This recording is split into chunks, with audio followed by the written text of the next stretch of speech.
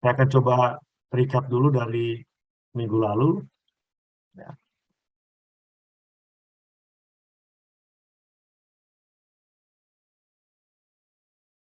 Ya. Oke. Jadi minggu lalu kita sudah membahas tentang uh, 3W questions, ya, pertanyaan yang depannya huruf W kalau dalam bahasa Inggrisnya. Ya. Jadi what is power electronics, where is power electronics, and then why. Ya. What is, why, and then where. Kita sudah uh, bahas minggu lalu. Kemudian kita juga sudah membahas basis dari uh, rangkaian rangkaian switching atau rangkaian elektronika daya, ya. Awalnya kita lihat dulu yang teknologi yang sudah ada sebelumnya, yaitu teknologi linear, elektronika linear seperti ini, di mana transistor, saya menggunakan transistor sebagai contoh, ya. Jadi ada rangkaian yang sangat sederhana, sumber tegangan sebagai sumber daya juga, kemudian ada bebannya, dan di antara keduanya saya pasang transistor. Nah, kalau untuk teknologi sebelumnya, yaitu rangkaian elektronika linear, lah, linear, itu transistornya kita operasikan seperti halnya resistor. Ya. Jadi ada rangkaian pembagi, ya, pembagi tegangan, voltage divider. Jadi transistornya ini berfungsi seperti sama halnya dengan resistor di uh, rangkaian pembagi tegangan, voltage divider. Ya. Nah, ini yang akan menghasilkan beberapa uh, kekurangan, ya, untuk uh, mengubah dari DC ke DC. Jadi tujuannya yaitu untuk mengubah sumber tegangan, ya, DC, tegangan DC dari sumber tegangan ke tegangan di beban. Ini tujuan dari rangkaian ini. Jadi salah satu metodenya, maaf saya lupa untuk mengutarakan sebelumnya. Jadi tujuan dari rangkaian sederhana ini adalah untuk mengubah dari DC ke DC, gitu, ya. Nah, ini metode yang lama, yang tidak efisien, ya, karena kita menggunakan transistor sebagai resistor. Nah, ini tidak efisien, ya, karena uh, untuk mengubah tegangan DC dari input ke output, maka harus ada tegangan yang jatuh di antara keduanya. Ya. Dalam hal ini, ya, um, ini nggak bisa saya pakai. Bentar, ya. Nggak bisa. Jadi, dalam hal ini, tegangan tersebut harus dijatuhkan di sisi resistor ini. Nah, ini jadi masalah besar, ya, seperti yang saya sudah bahas minggu lalu. Karena kalau misalnya harus ada tegangan yang jatuh di antara sumber dan beban, maka ketika arus mengalir akan terjadi daya yang hilang, P-loss, ya, yaitu tegangannya kali arusnya, ya. Jadi selama kita menggunakan metode uh, yang apa namanya mengutamakan tegangan yang jatuh tegangan antara sumber dan beban, maka yang terjadi adalah daya yang hilang. Jadi ini uh, apa namanya kekurangan yang sangat tidak bagus, ya, untuk pengubahan daya dari DC ke DC. Ya, makanya teknologi ini sudah banyak lagi tidak dipakai, ya, terutama untuk daya-daya yang besar. Ya. Masih ada sih beberapa untuk daya yang kecil, cuma untuk daya besar teknologi seperti ini sudah lagi tidak dipakai. Nah, kemudian untuk untuk bentar, ya. Mungkin saya akan ganti saja ininya karena kurang begitu enak pakai uh, file yang itu. Saya ganti file dulu, bentar, ya. Hmm.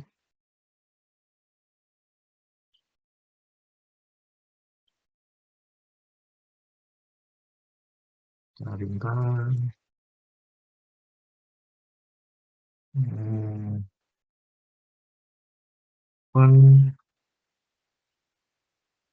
Nah, ini bisa. Oke.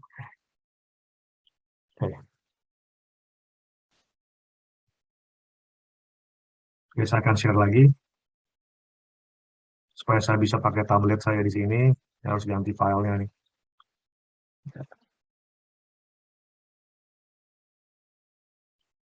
Oke, balik lagi tadi, maaf.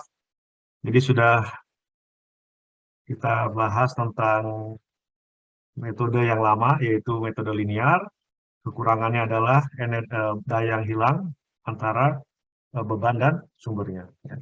Dan kita sudah bahas juga efisiensinya. Kekurangan yang lain adalah karena daya yang hilang bisa tinggi, maka efisiensinya akan rendah. Ya.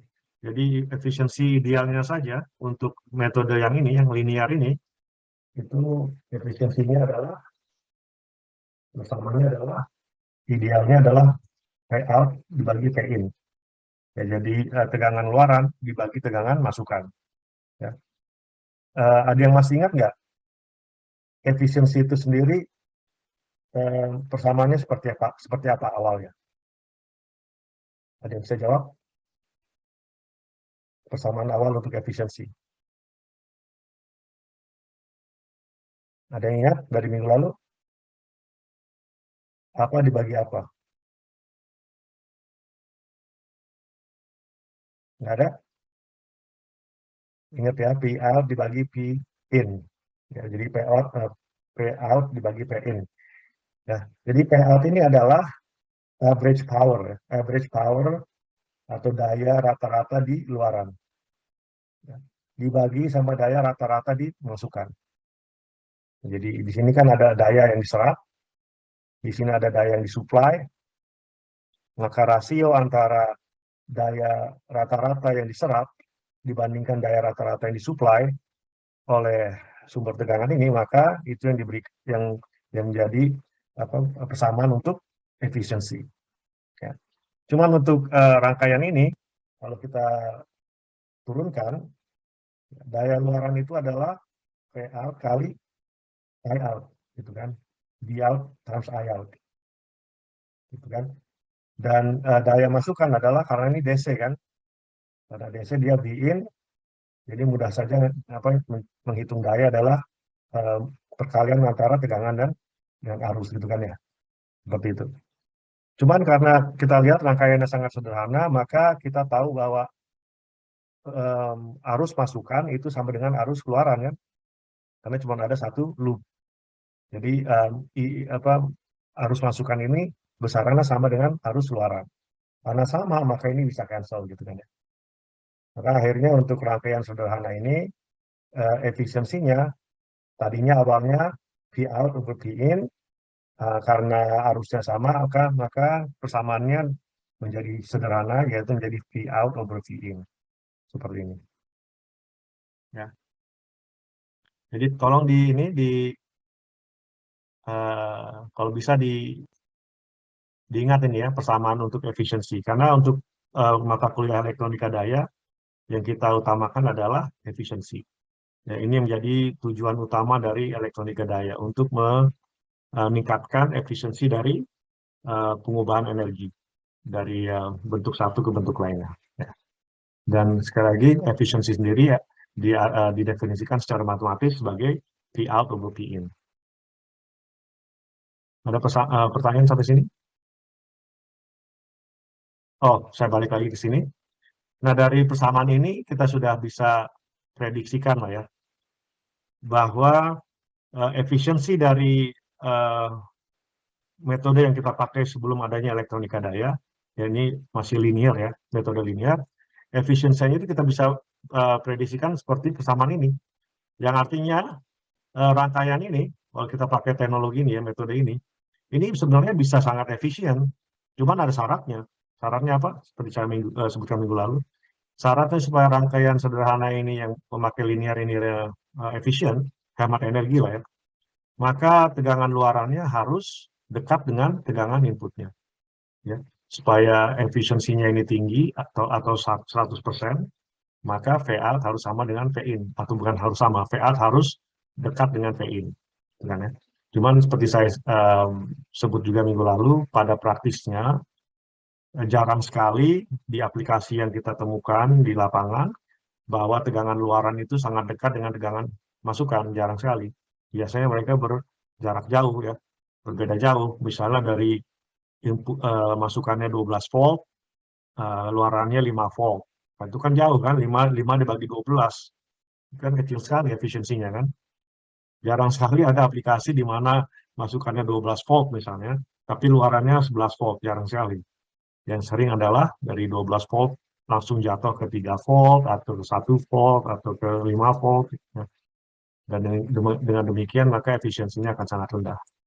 Nah, jadi intinya masalah ini kalau kita memakai metode seperti ini itu akan menjadi masalah ya, tidak efisien, buang-buang energi lah. Nah, makanya kita harus merubah metodenya, approach-nya dengan saklar elektronik. Ya. Tapi kalau kita lihat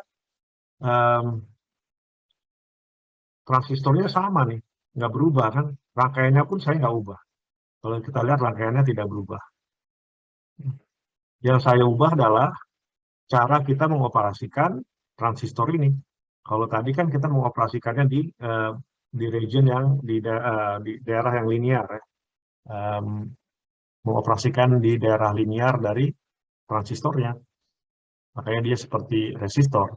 Tapi kalau yang metode yang sekarang ini, ya, tetap sama transistornya, cuman kita mengoperasikan transistornya itu di dua region, yaitu saturation sama cut off. Pada region yang saturation, maka transistor ini akan beraksi sebagai saklar yang sudah di-on-kan, penuh dia, jadi on aja. Ya. Karena dia ideal, maka nggak ada tegangan yang jatuh di antaranya. Jadi tegangan yang jatuh ini, kalau dia on, pada saat kita operasikan transistor ini di region yang saturation, maka dia akan on seperti short ya, dan tidak ada tegangan yang jatuh. Jadi semua tegangan yang ada dari sumber akan terlihat di beban. Kalau tidak ada tegangan yang jatuh di saklar tersebut pada waktu on, ini saya sudah bahas juga minggu lalu, voltage-nya kali arusnya gitu kan. Kalau voltage-nya 0 pada waktu on, maka berapapun arusnya akan sama dengan 0 watt-nya kan, loss-nya. Ya, pada saat state-nya on. Nanti pada waktu kita operasikan di region yang saturation. Pada waktu yang region yang cut off, ya, maka transistor ini akan berperilaku sebagai saklar yang open atau open gitu ya, seperti itu. Jadi seperti saklar lah, cuma ini saklar elektronik ya. Jadi dia on off dan cepat ini. Ya. Rate-nya untuk on off-nya itu cepat sekali. Nah sama juga pada waktu dia off, ya, jadi pada region cut off, pada waktu dia off, daya yang hilang PKLI-nya juga adalah 0. Kenapa? Karena pada waktu dia off, oke ini ya off, sekarang ini off, maka arusnya 0 kan, nggak ada arus, jadi arusnya 0 nih. Jadi mau berapapun tegangannya pada waktu off, mau berapapun tegangannya, kalau arusnya 0 ya berarti wattnya juga 0 dong ya. Jadi ketika kita mengoperasikan transistor ini sebagai saklar elektronik, maka hanya ada dua state, on sama off. Dan kedua-duanya menghasilkan 0 watt. Daya yang hilang itu 0 watt.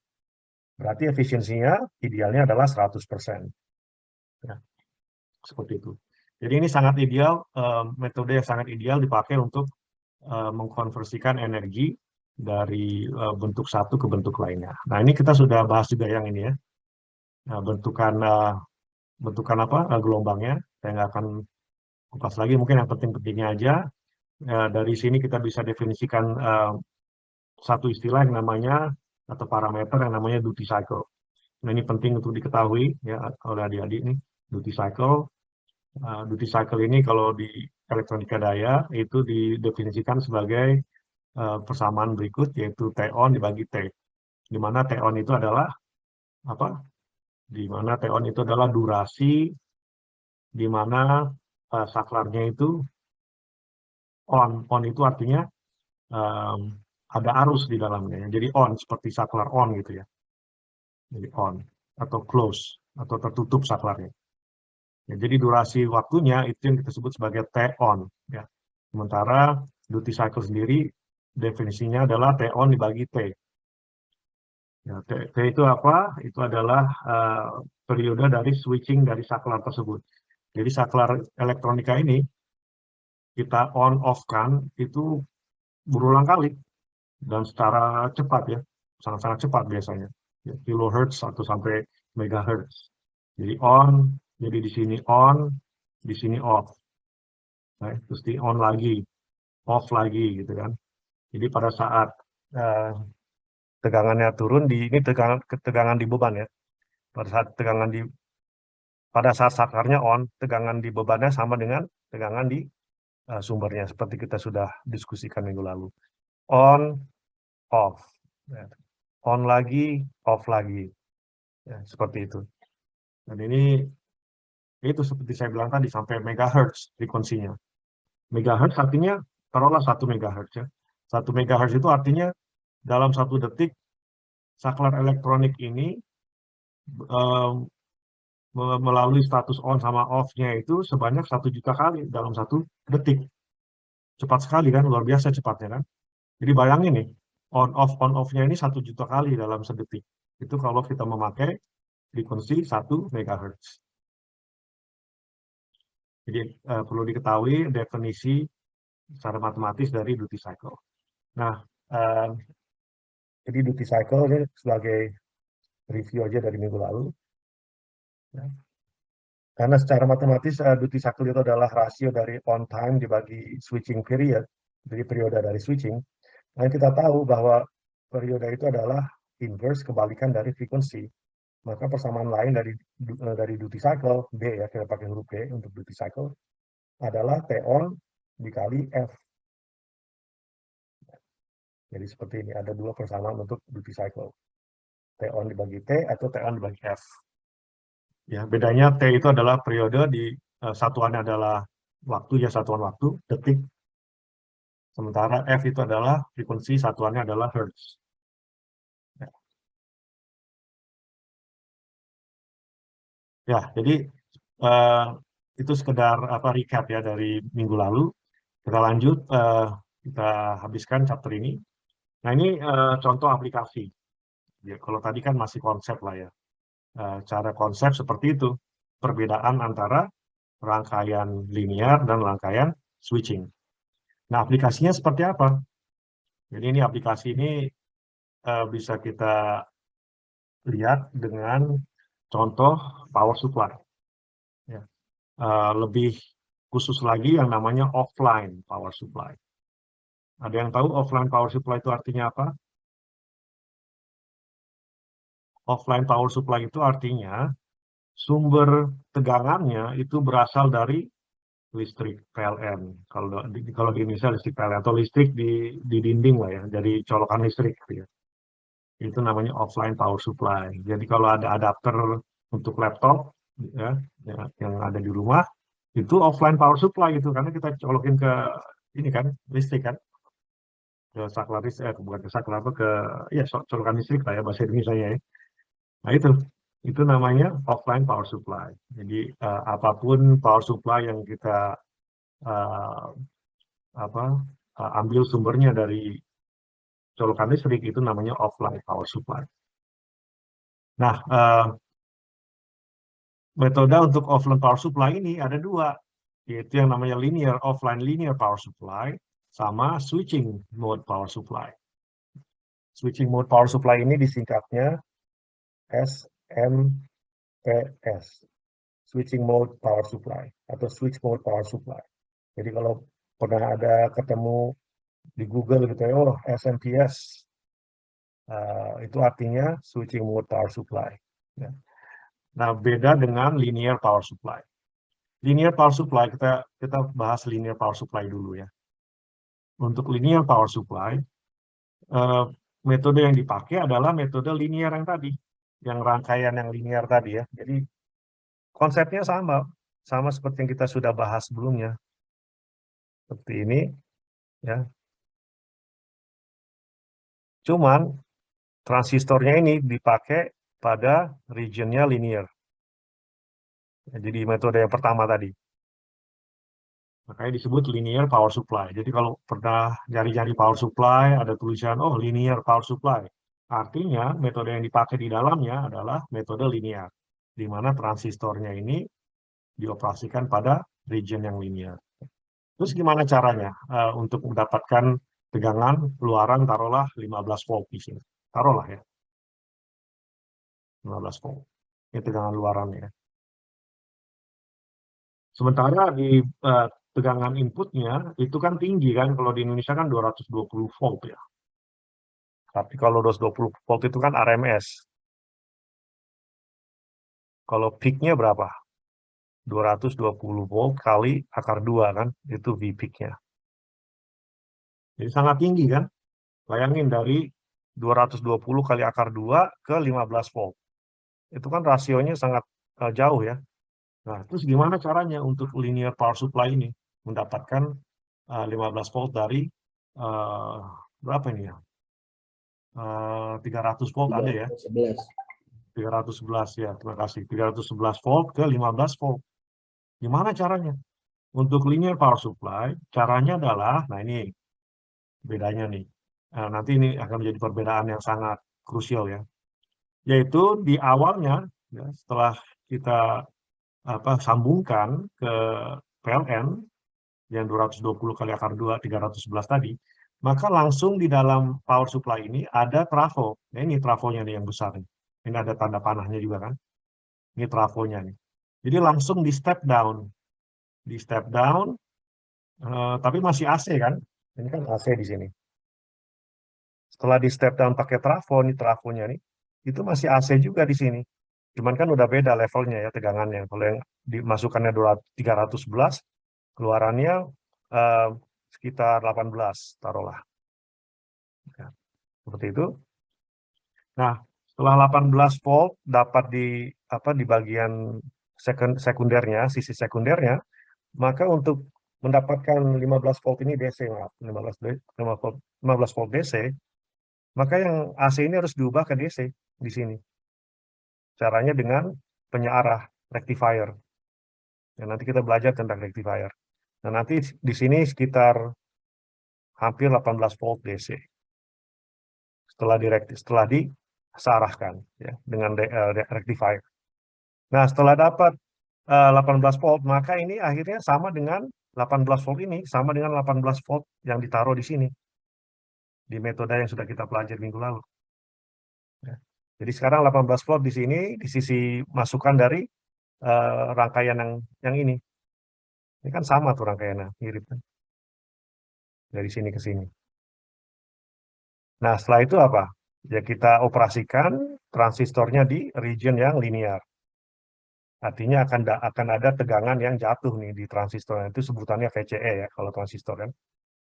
Nah, kalau masukkan 18 volt berarti tegangan yang jatuh di antara tegangan di antara sumber dan beban adalah 3 volt, ya kan? 18 kurang 3 sama dengan 15.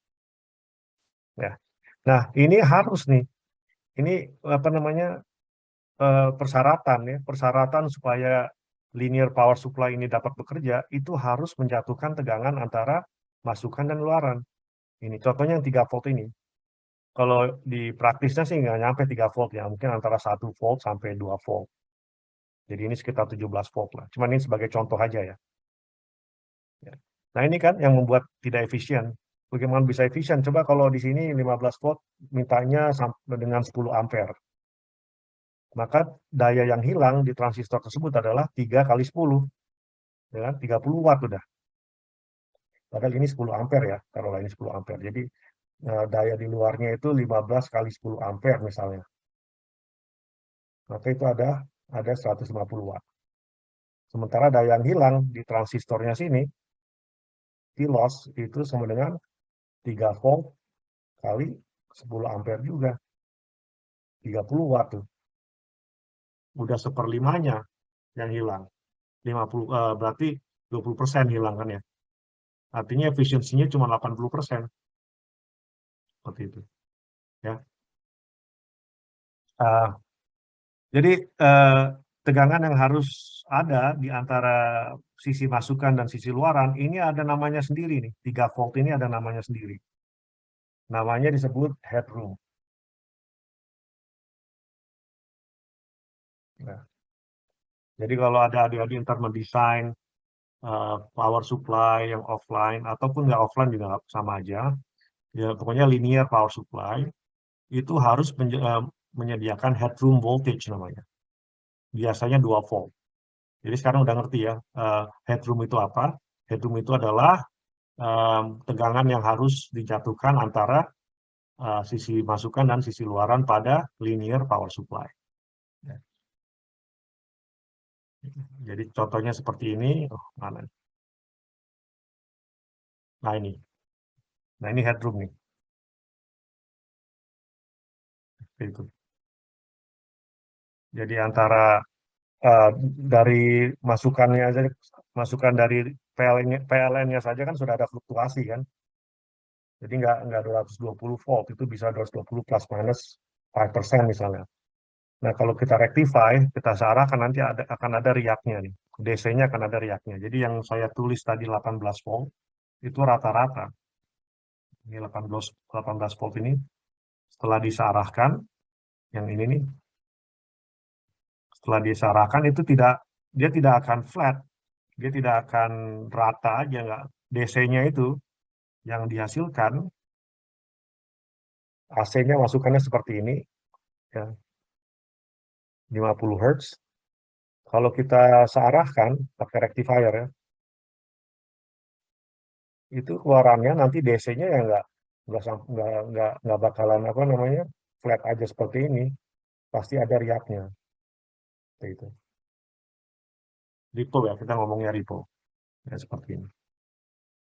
Nah ini kita apa namanya mengindahkan ini fluktuasi di input.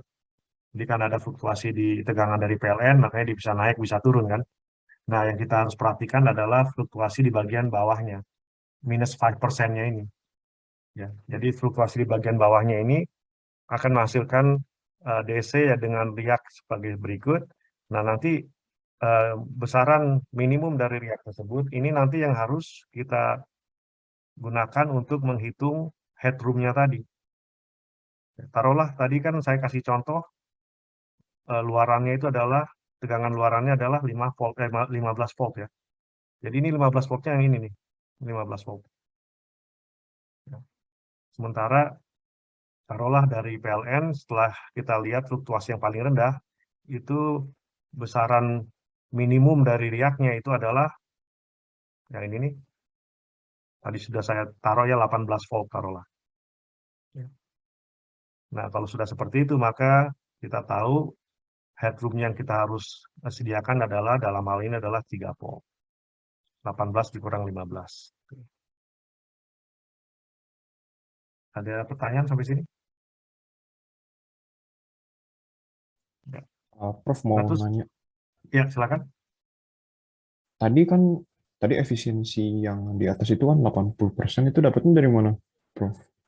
Oh, ini dari hitung-hitungan contoh aja ya. Jadi Iya, eh, saya hapus saja karena sudah terlalu banyak tulisan di sini. Tadi sebagai contoh aja, kalau misalnya ya tetap nih ya, tegangan dimasukkannya itu 18 volt. Jadi di sini 18 volt gitu ya, DC. Di luaran 15 volt DC. Taruhlah bebannya mintanya 10 ampere. Ya.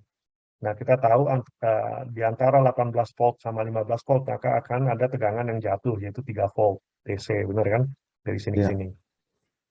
Nah, kalau misalnya bebannya minta 10 ampere, maka 10 ampere tersebut juga akan melalui transistor ini.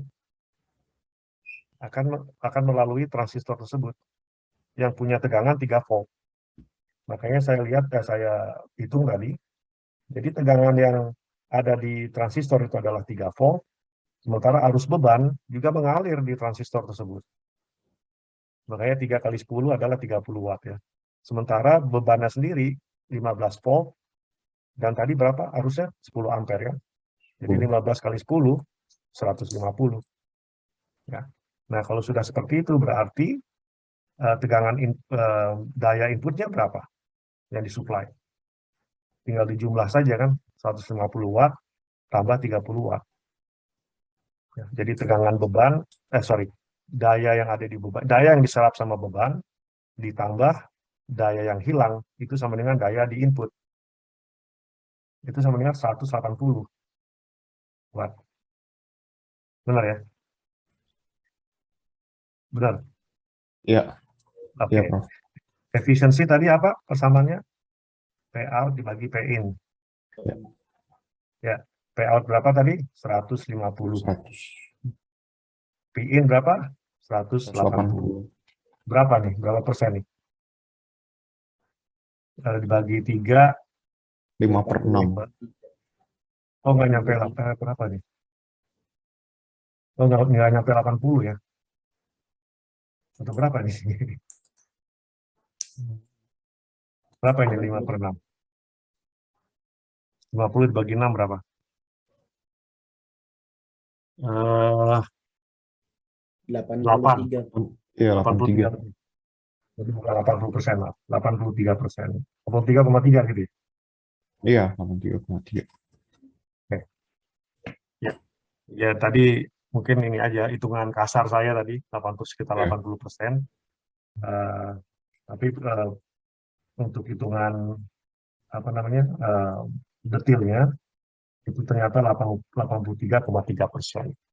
Ya, ya seperti itu. Gimana, sudah jelas? Ya, Prof, jelas, Prof. Makasih, Prof. Ya. Nah, yang hampir saya lupa juga adalah ini. Ini salah satu contoh dari linear power supply yang saya sudah buka ininya, frame-nya. Seperti ini dalamnya. Ada yang bisa lihat nggak selain efisiensi ya? Apalagi kekurangannya nih? Kalau kita lihat dari linear power supply ini. Dari gambar ini apa kira-kira kekurangan? Ini apa pertanyaan praktis ya, jadi biasanya nggak ada di buku teks ini. Kekurangannya apa nih? Untuk secara praktis ini apa kekurangannya?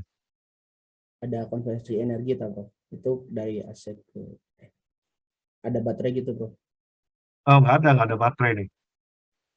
Nggak ada baterai dia. Dia kan dari gambar rangkaian ini juga nggak ada baterai kan.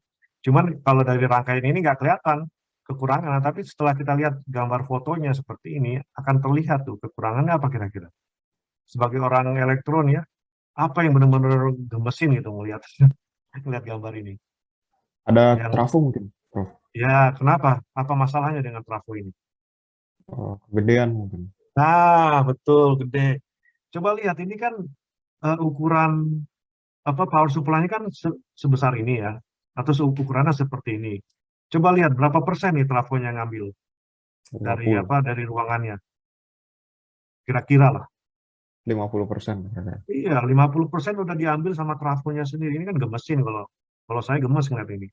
Karena artinya kita buang-buang apa namanya? Buang-buang ruangan, buang-buang apa space hanya untuk menempatkan trafo yang besar seperti ini.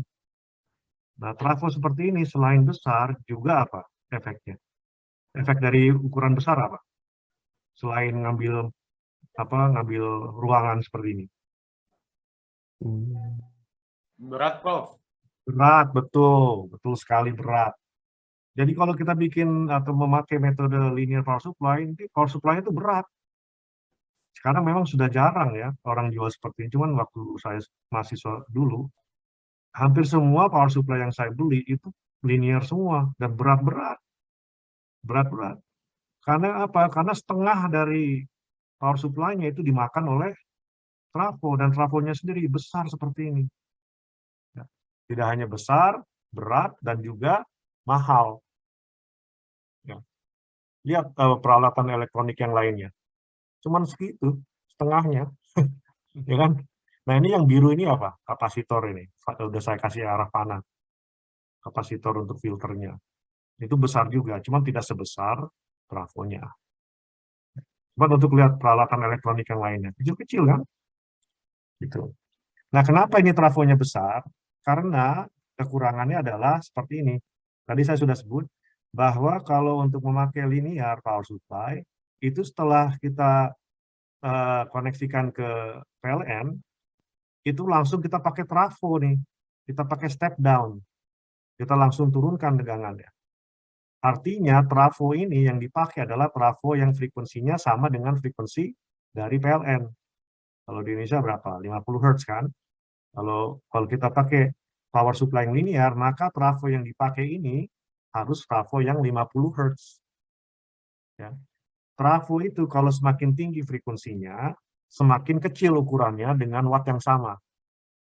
Jadi contohnya, kalau misalnya saya beli trafo yang ukurannya 100 watt nih ya, tapi dia untuk 50 Hz.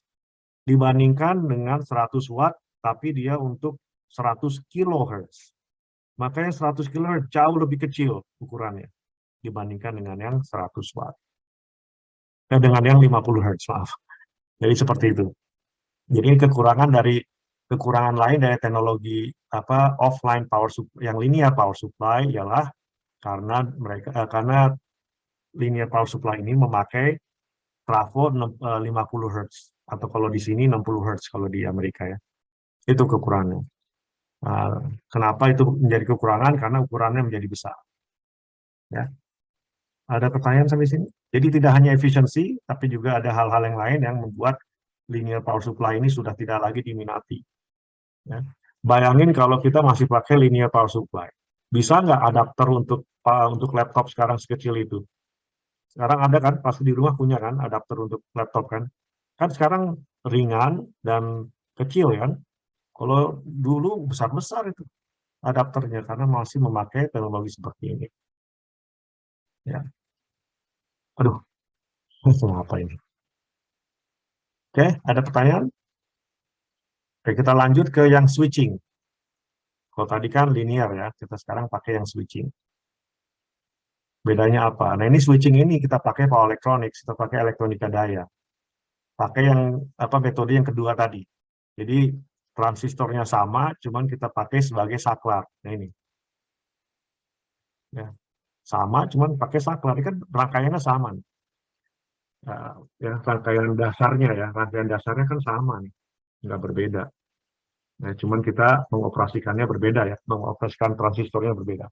Oke, yang membedakan apa? Pendekatan switch mode atau SMPS. Bedanya seperti ini.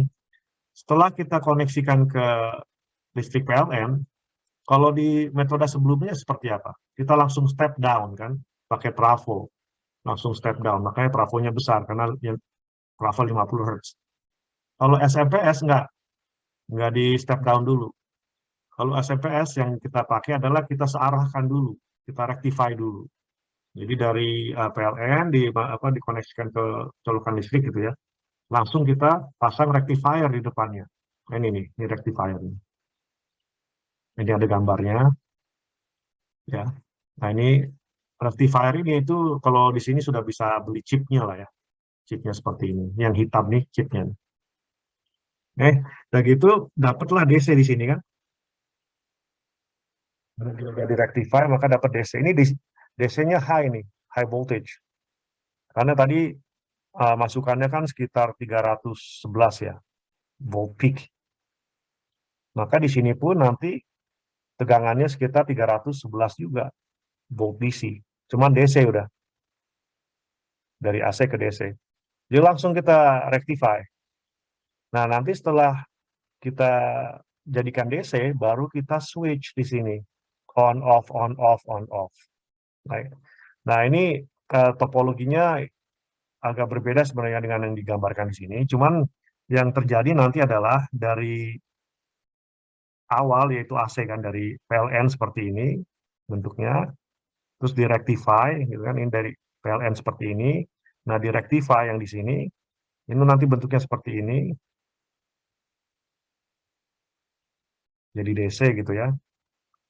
Itu. Nah, setelah didapatkan DC, baru kita switch kan.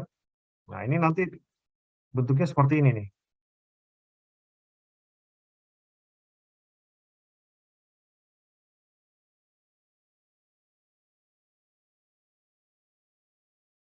Gitu, seperti itu. Jadi antara ada dua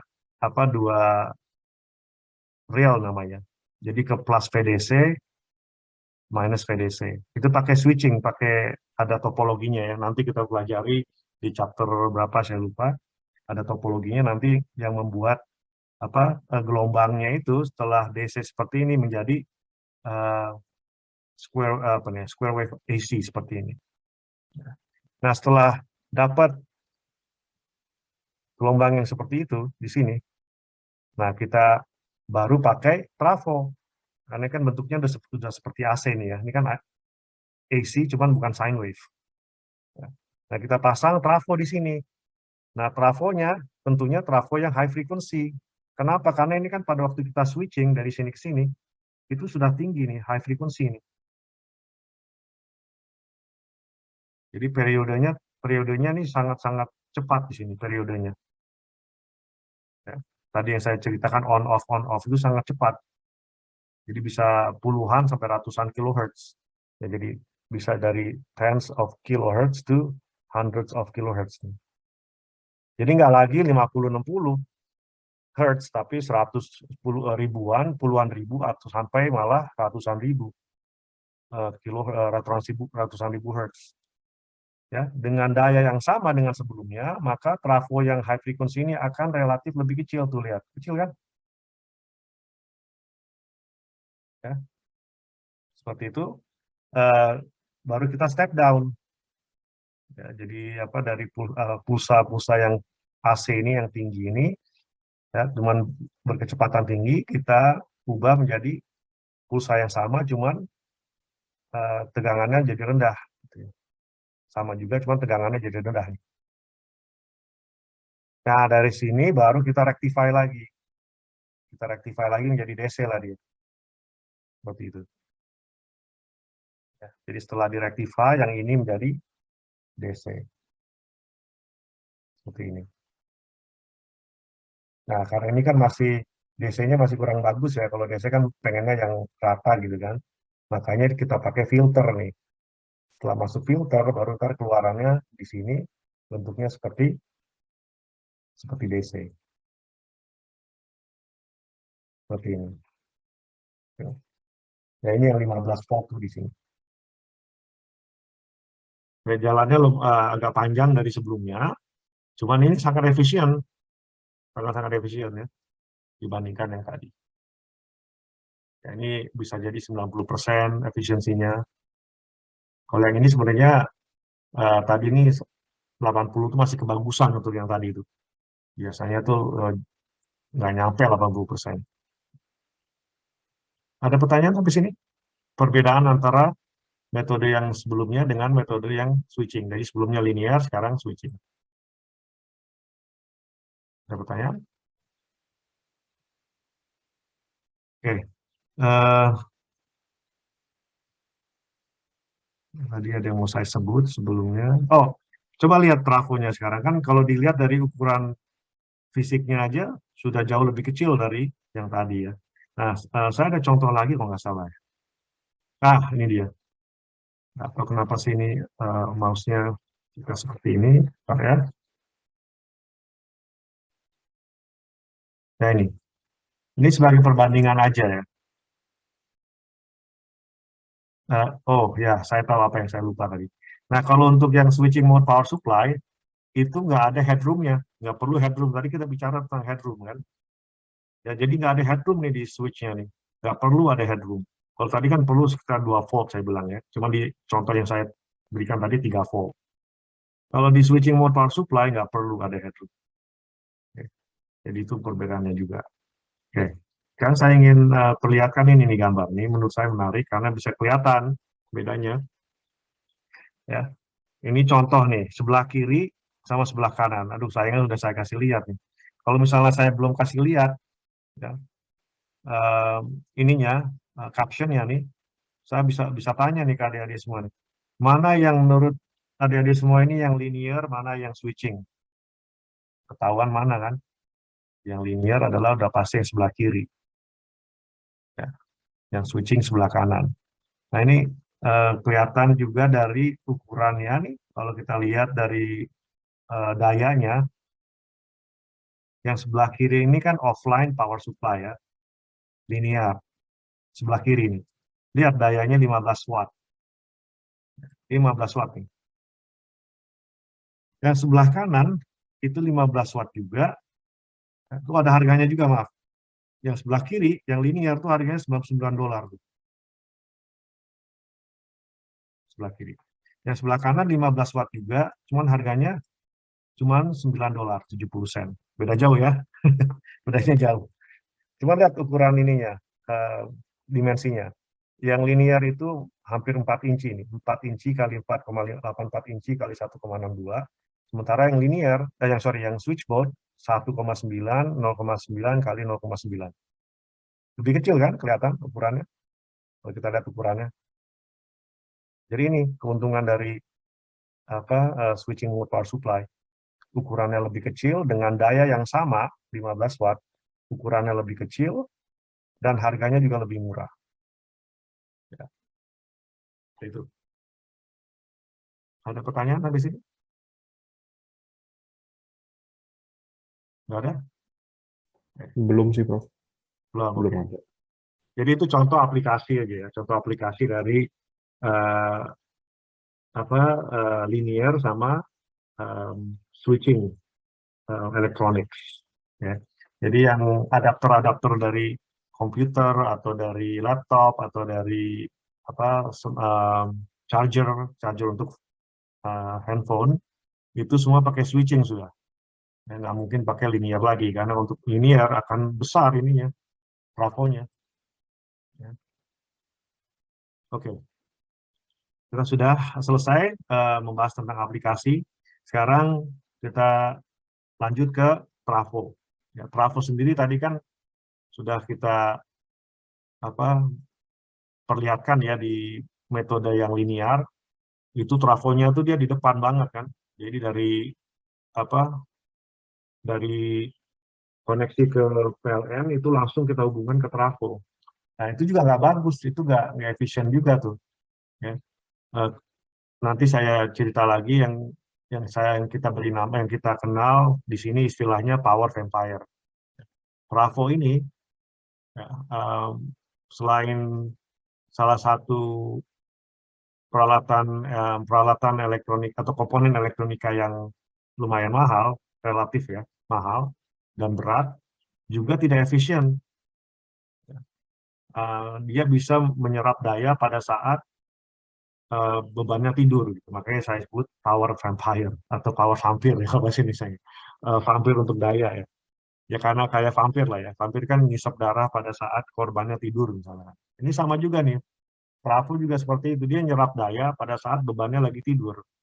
Ya. Nah ini kita akan bahas rangkaiannya dulu. Jadi mungkin sudah pernah dibahas di mata kuliah SDL ya, sistem daya listrik. Model dari trafo yang non ideal itu seperti ini.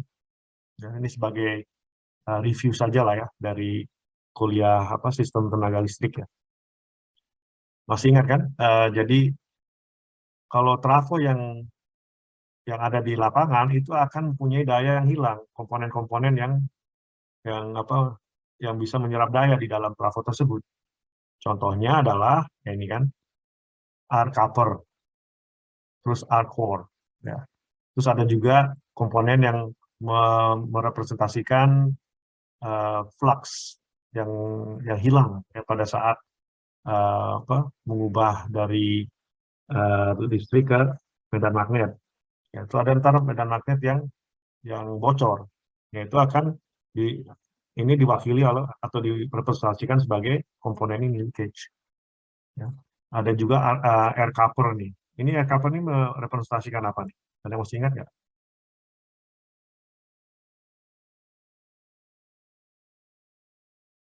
Ada yang masih ingat nggak? Jadi resistansi air copper ya, air copper kalau bahasa sini ya. Ini merepresentasikan apa? Resistansi dari gulungan ya, dari gulungan di trafo tersebut. Karena kalau kita melihat trafo sendiri kan ada ininya, gulungannya kan. Nah ini, wah nggak kelihatan di sini. Nah ini seperti ini. Ini kan ada gulungan kawatnya nih. Nah, itu kan. Ini bukan trafo ya, cuman seperti ini induktor, cuman mirip-mirip seperti ini. Nah, di dalam ini kan nggak kelihatan karena dibungkus ya. Kalau dibuka bungkusannya, ntar ada apa kawat seperti ini, gulungan kawat seperti ini. Ya. Nah, ini kan kawat ya, kawat berarti ada resistansinya. Nah, dan ada dua sisi kan, sekunder dan primer. Jadi di sini kita gabung jadi satu nih. Jadi resistansi dari gulungan di primer dan di sekunder dijadikan satu, jadi R coupler namanya. Jadi dia series, dipasang, dimodelkannya secara series ke eh, ke windingnya nih, apa namanya, belitannya ya. Nah, yang leakage flux ini, ya ini pada saat kita eh, menggulung apa namanya ini di bahan intinya, nah ini kan seperti ini nih, itu nanti akan ada medan magnet yang bocor keluar nih dan tidak masuk lagi ke dalam bahan inti. Nah, jadi leakage yang bocor ini, leakage yang bocor, flux ya, flux yang bocor ini itu tidak lagi ditangkap oleh bahan inti. Nah, kita kan, nah makanya itu akan menjadi apa namanya, terbuang lah istilahnya ya. Nah, apa flux yang bocor tersebut itu direpresentasikan sebagai L leakage ini. Ya, bisa tulis aja di sini ya. Ini copper winding, copper loss, copper winding atau winding resistance.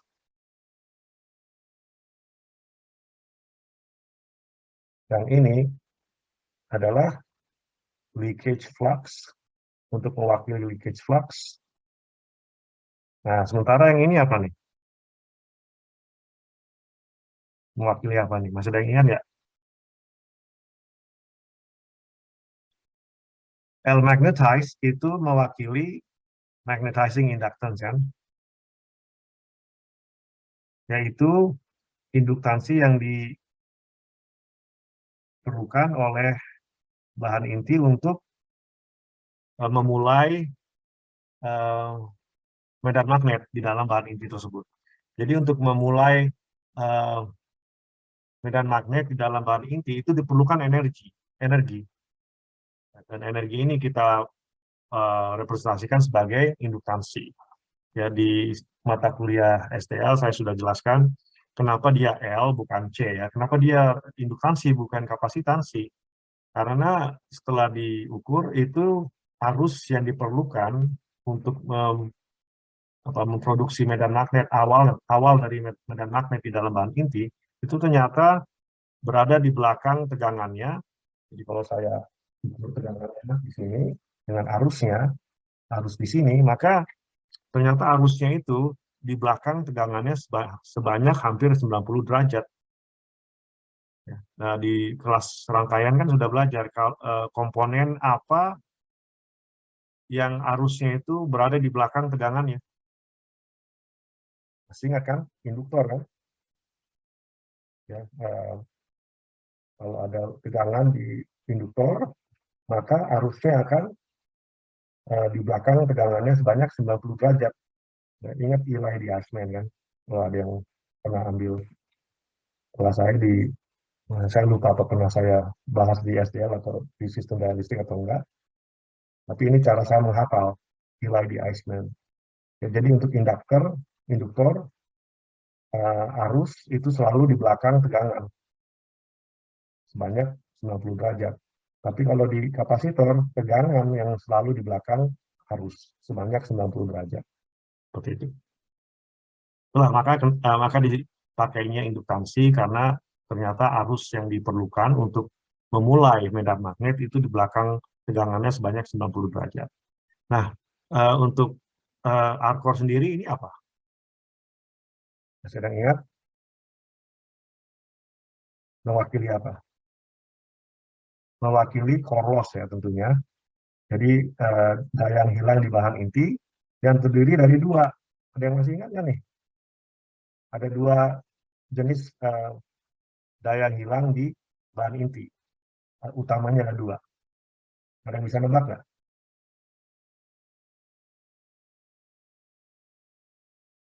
Saya kasih clue nih. Huruf depannya ya. Yang satu huruf depannya E, yang satu huruf depannya H. Eddy current, Prof. Ah, bagus. Eddy current, betul. Kalau yang H apa? Hmm, Pas saya kasih clue yang kedua nih. Iya,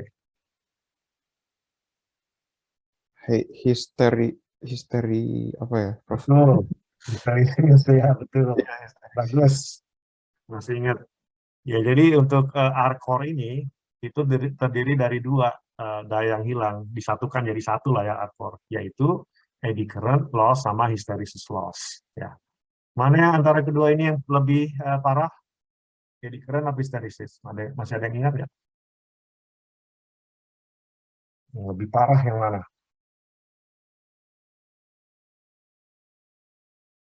Tebak ya, tebak. Tebak-tebakan. 50% nih kemungkinannya.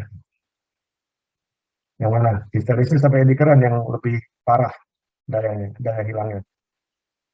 Yang hysteresis, Prof. Hysteresis. Memilih yang salah. Jadi yang paling lebih parah itu eddy current. Ya, karena eddy current ini dia proporsional dengan F kuadrat, sementara hysteresis hanya F. Ya. Jadi berdasarkan frekuensi lah ya. Jadi kalau frekuensinya X misalnya, maka eddy current loss-nya itu proporsional dengan X square, sementara hysteresis itu hanya proporsional dengan X gitu. Ya. Makanya untuk eddy current loss ini, karena dia bahaya, untuk trafo yang kecil-kecil pun harus dibuatnya itu harus hati-hati dengan eddy current-nya. Caranya gimana? Ini kan kelihatan nih. Ini kelihatan yang ini, trafo yang ini kelihatan banget. Kelihatan kan trafo ini dibuat dari lapisan-lapisan. Ya. Dia nggak solid ya, dia lapisan. Ini namanya lamination. Atau laminasi lah ya, kalau bahasa Indonesia kali ya. Nah, lamination ini dibuat untuk mengurangi daya yang hilang dari eddy current. Karena kalau tidak ada, ya ini 60 Hz atau 50 Hz saja ini udah panas nih. Ya, seperti itu. Cukup lah ya untuk review dari trafo. Nah, yang saya ingin fokuskan adalah, coba kita lihat lagi nih, rangkaian trafo. Ini saya sudah bisa hapus mungkin ya, supaya nggak terlalu ramai, saya akan hapus nih ya. Nah, yang saya ingin fokuskan adalah kenapa trafo ini termasuk komponen yang sangat-sangat tidak efisien. Kita harus hati-hati lah kalau pakai trafo ya. Sebagai mahasiswa elektro atau nanti lulusan elektro, kita harus lebih sensitif dengan pemakaian trafo. Kenapa? Bahayanya adalah, oke, seperti ini nih. Yang menjadi trafo ini tidak efisien adalah ini yang saya garis merah ini. Ya. Jadi di modelnya sendiri sudah terlihat bahwa ada yang namanya parallel path. Ini kan parallel path kan. Paralel dengan apa sih? Paralel dengan winding. Dia paralel kan. Kalau ini kan series nih. Ini kan series dengan winding dia series kan. Sementara yang ini paralel. Ini series branch. Yang ini parallel branch. Di cabang ya, cabang paralel sama cabang series. Yang menjadi masalah adalah paralelnya. Kenapa? Karena, coba perhatikan nih ya, jangan tidur nih. Kenapa nih yang paralel ini jadi bahaya? Nah, taruhlah sekarang, ini kan ada sisi sekunder ya. Ya, sisi sekunder mana kan? Sebelah sini nih. Sisi sekundernya ini sekarang open nih. Saya nggak koneksikan, nggak saya hubungkan ke beban sama sekali. Ya, tadinya ada beban misalnya ya, R di sini. Kalau ada beban, saya kasih beban dulu deh ya, supaya jelas. Kalau saya kasih beban di sini, tentunya di sini harus kita koneksikan ke sumber. Nah, taruhlah ini sumbernya dari colokan listrik ya, dari PLN lah, colokan listrik lah ya, yang 220 RMS. Ya, jadi kita hubungkan ke colokan listrik, ya, terus kita taruh beban di sisi sekunder, maka arus akan mengalir, benar kan? Arus akan mengalir di sini, arus sekunder. Nah, arus sekunder ini kan ada reflected-nya kan ke sini, jadi arus primer. Benar kan? Nah, dari arus primer ini nanti akan berasal dari sumber. Nah, seperti ini arus sumber, I in. I in ini tidak sama dengan I primer. Kenapa? Karena ada paralel di sini. Ya, di sini akan ada lagi namanya I magnetizing, IM. Jadi I in tidak sama dengan I primer. Akan ada arus yang ekstra melalui paralel branch ini. Nah, jadi sebenarnya I in ini harusnya I in ini sama dengan IP plus IM. Benar kan? Pakai KCL kan di sini. Ya, setuju? Ada yang tidak setuju sampai sekarang? Ya. Jadi artinya arus yang diminta oleh beban itu nanti pada akhirnya PLN ini akan mensuplai arus yang lebih dari yang diminta oleh beban. Ya, seperti itu. Karena nanti akan ada arus ekstra di sini. Ya. Nah, kalau ada beban sih nggak apa-apa. Ya, ini nanti kalau ada arus di sini, IM ini kan arusnya split kan. Arusnya akan split, terbagi, dan satu arus akan masuk ke air core seperti ini kan. Apa yang terjadi kalau ada arus yang melalui resistansi? Ada yang bisa jawab?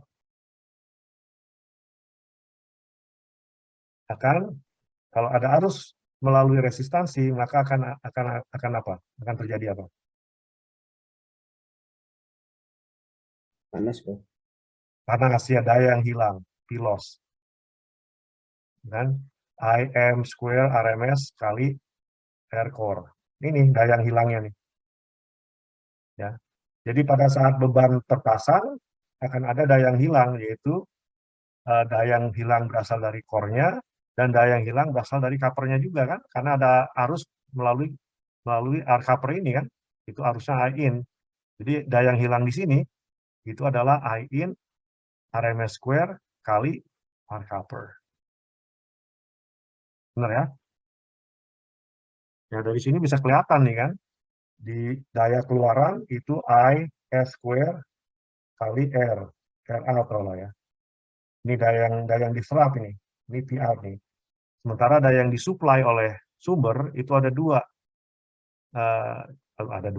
Daya yang disuplai oleh sumber itu adalah daya yang hilang ditambah dengan daya yang ada di luaran. Jadi P-in ini yang di sini yang disuplai ya, yang disuplai oleh sumber itu sama dengan P-loss tambah P-out, gitu kan? Nah, P-loss-nya itu apa? Yang berasal dari cover kan, I in square RMS times cover, yang ini nih, ditambah loss yang dari core ini, tambah lagi di sini, IM square RMS R core, ditambah P-out, atau P-out ya, seperti itu. Nah ini, jadi dari sini bisa kita cari efisiensi P-out over P-in. Ada pertanyaan sampai sini? Nah, ini baru satu kasus ya, dan ini nggak apa-apa lah ya, wajar lah ya. Kalau misalnya ada beban, maka akan ada daya yang hilang, wajar lah ya. Nah, yang nggak wajar adalah sebagai berikut nih, saya akan hapus nih. Ini udah ngerti ya mudah-mudahan ya. Jadi kalau ada beban, maka daya yang hilang itu ada dari air core sama dari air cover-nya kan. Saya akan hapus. Nah, yang sekarang akan saya lakukan adalah saya cabut nih bebannya nih. Bebannya saya cabut nih. Ya, terlalu lama nggak hapusnya. Nah, saya hapus dulu.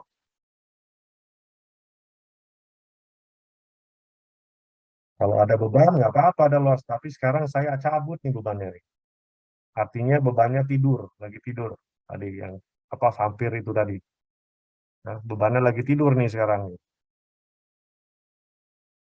Ya, seperti ini. Ya. Oke. Sekarang kalau beban lagi tidur, apakah masih ada daya yang hilang? Masih, Prof. Dari mana? Itu yang garis merah, Prof. Betul. Ya, jadi ini kekurangan dari trafo, makanya harus hati-hati pakai trafo sekarang kan. Eh, Kalau misalnya beban yang saya cabut nih, nggak ada, ini kan nol nih, harusnya nol, udah pasti lah ya, nggak ada beban kok. Kalau arus di sini nol, berarti P-out-nya berapa? Ya nol lah, 0 watt lah, ya kan? Nggak ada beban. Nah, di sekunder itu 0 ampere, berarti di sisi primer juga 0 ampere, ya kan? Apakah berarti di sumbernya itu 0 ampere di sini? Masalahnya enggak.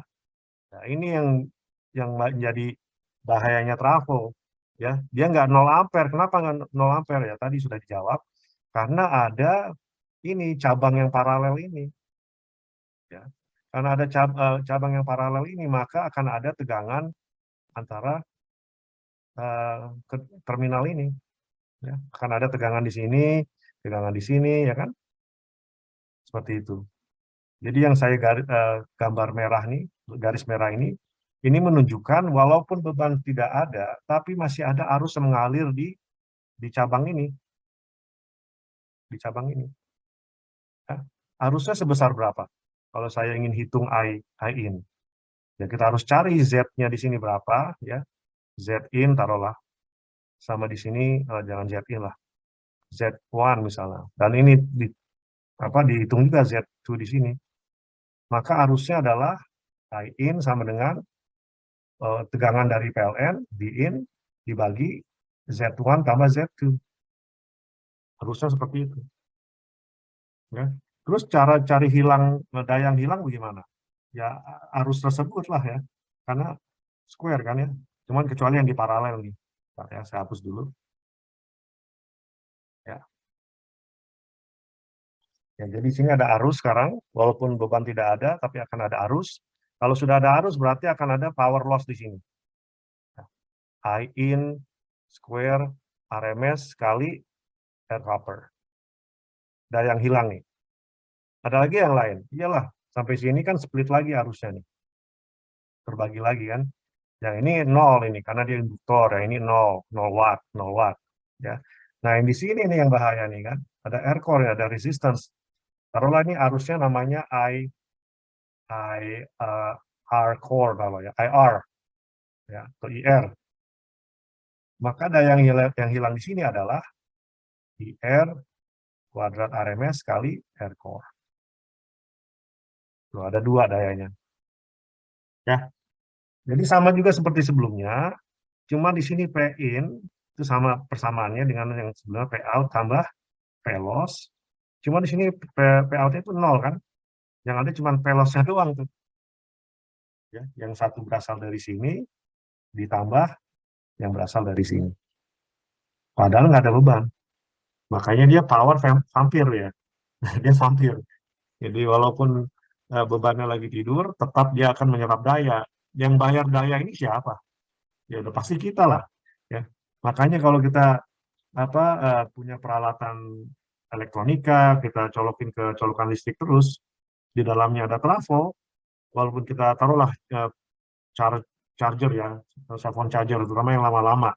Kalau yang baru sudah ada teknologinya sendiri, di awal-awal lah ya, charger untuk cellphone yang awal-awal itu masih pakai teknologi linear. Ya, jadi kalau kita tetap colokin ke colokan listrik, chargernya, walaupun kita nggak nge-charge phone, itu tetap akan makan energi. Malah saya masih punya dulu ya, masih punya banyak lah ya, adapter yang masih pakai linear power supply, yang masih pakai ini nih, metode ini. Nah ini nih, ini kan trafo tuh, ini trafo di depan colokan listrik udah ada trafo tuh. Jadi saya saya punya banyak dulu adapter yang masih pakai teknologi ini. Kalau saya tetap colokin ke listrik, walaupun saya nggak nge-charge cellphone saya, itu anget dia. Ya, jadi adapternya anget. Anget itu artinya ada daya hilang, walaupun bebannya lagi kosong. Ya. Kalau yang sekarang coba deh adik-adik, coba aja sekarang. Kalau yang punya cellphone ya, udah pasti punya lah ya. Saya lupa. Zaman sekarang semua udah pada punya cellphone. Coba aja ini, dicolokin ininya, chargernya, ya. Terus dirasain setelah berapa, 15 menit gitu. Kalau dia ada hangat-hangatnya dikit, itu berarti nggak bagus itu. Kalau bisa dicabut aja. Ya, ya. Jadi untuk menghilangkan apa ketidakefisiensi travel ini, maka yang paling aman adalah tidak mengkoneksikan sumbernya, dicopot, dicabut dari colokan listrik. Ya. Karena kalau tetap dipasang nanti akan tetap ada energi yang hilang. Ya kalau misalnya sudah dipasang selama 15 menit masih cool ya, masih dingin, berarti bagus tuh, sudah ada teknologi sensingnya dia. Jadi kalau nggak ada beban, dia langsung ada switch, ada saklar elektronik di dalamnya yang mendiskoneksi antara colokan listrik ke peralatan elektronik di dalamnya. Jadi sekarang udah ada tuh. Ya. Nah, ini contoh-contoh, ini namanya juga standby power lah ya. Ini saya kasih contoh beberapa yang banyak memakan energi atau memakan watt ya, bukan energi tapi makan daya lah. Ini karena satuannya watt. Memakan daya pada saat tidur, pada saat kita nggak memakai bebannya ya. Contohnya phone charger ini tipikal American Home ya.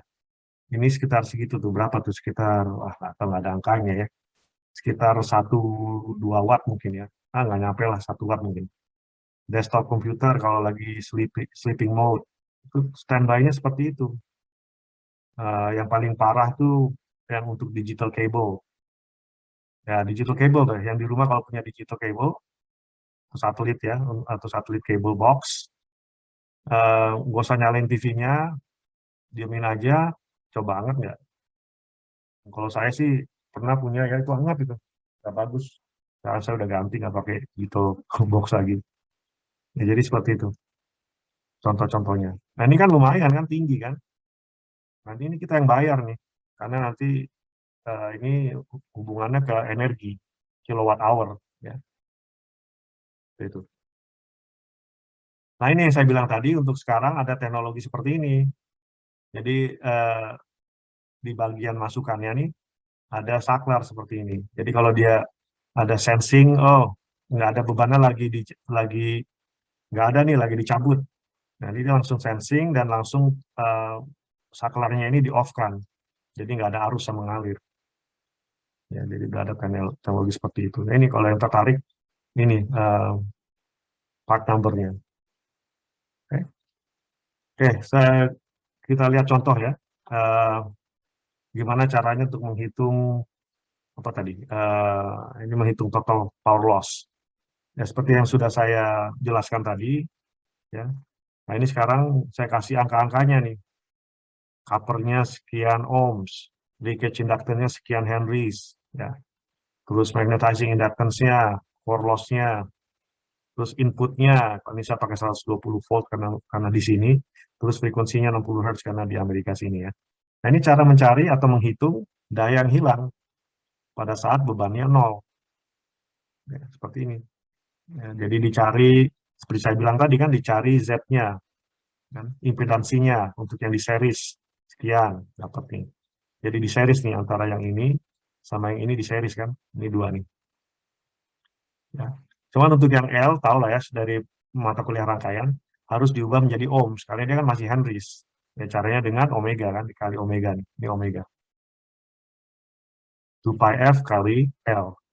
Ya, dan ini menjadi imaginary part-nya kan, I-nya, jangan lupa pakai I. Dapatlah dia impedansinya untuk yang series. Untuk yang paralel ya tentunya impedansinya juga paralel tuh, ya kan? Dia paralel tuh. Air core sama yang Lmag. Magnetizing sama core loss, dia di paralel. Dapat juga impedansi. Nah, dari sini dapatlah kita totalnya. Jadi saya mungkin gambar aja. Setelah disederhanakan, maka yang terjadi adalah seperti ini kan.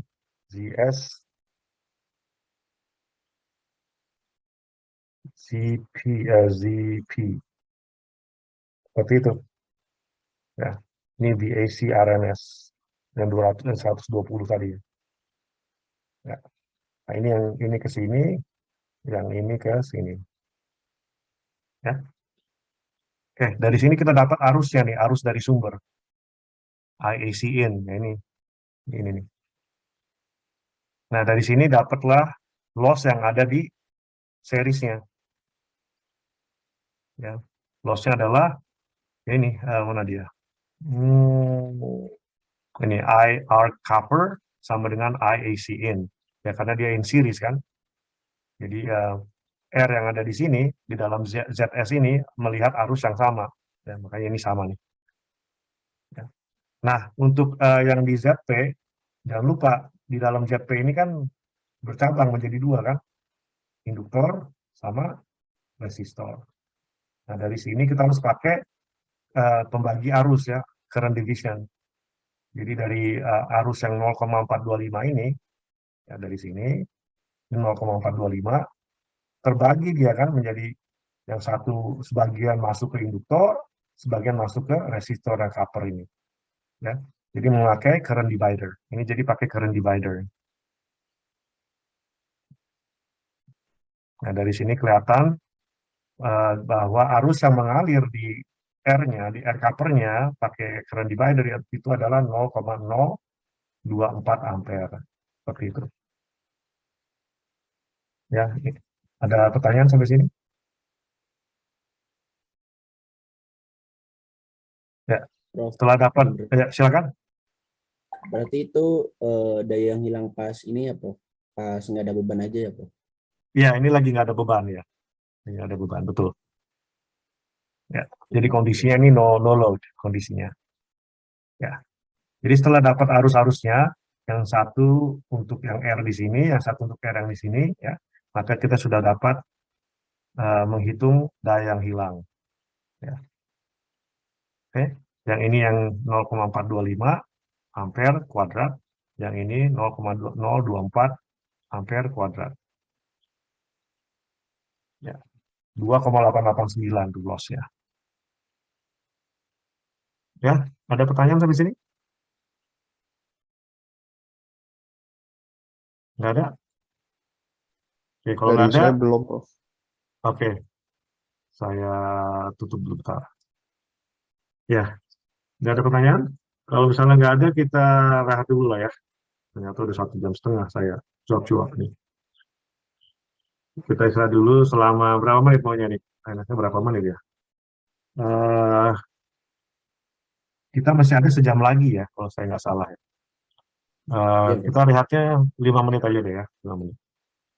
Ya, jadi balik lagi 5 menit. Ya, saya Oke, pause siap, dulu Prof. recording. Ya, sampai ketemu lagi 5 menit. Ya, ya. Jadi seperti saya sudah barusan coba cerita dikit ya. Waveforms artinya gelombang ya, gelombang-gelombang yang gelombang-gelombang listrik yang ada di elektronika daya itu bisa kompleks dia. Ya, karena kita memakai saklar ya, memakai saklar elektronik, jadi switching. Jadi merubah bentuk dari gelombang-gelombang yang sudah ada yang tadinya ideal menjadi tidak ideal. Jadi pada saat kita mendesain misalnya ya, mendesain DC to DC misalnya, atau mendesain rectifier misalnya, salah satu bagian dari mendesain adalah mengestimasi efisiensi. Tadi kan sudah tahu ya, persamaan efisiensi adalah PO dibagi P-in ya kan. Nah, P itu apa? Average power kan, daya rata-rata. Jadi ketika kita mendesain converter dan harus menestimasi daya yang hilang di konverter tersebut, kita harus tahu cara mengkalkulasi daya. Ya. Dan ini yang menjadi tantangan karena sekali lagi daya yang kita kalkulasi ini berdasarkan gelombang yang bukan lagi datar kalau DC dan bukan lagi sinusoidal kalau di AC. Nah, ini sebagai contoh nih ya. Kalau misalnya mana ya?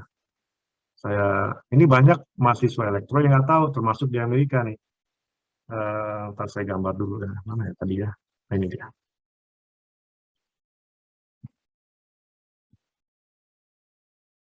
Ya, simpel aja ya. resistor aja lah. Ya. Ada 3 kasus nih.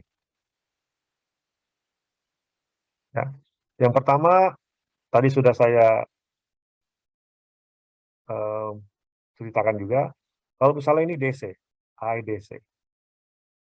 Ya. Nah, ini R1. Ya. Berapa daya yang hilang di sini? Ini ideal kan? Ini mudah nih. P sama dengan PR di 1 sama dengan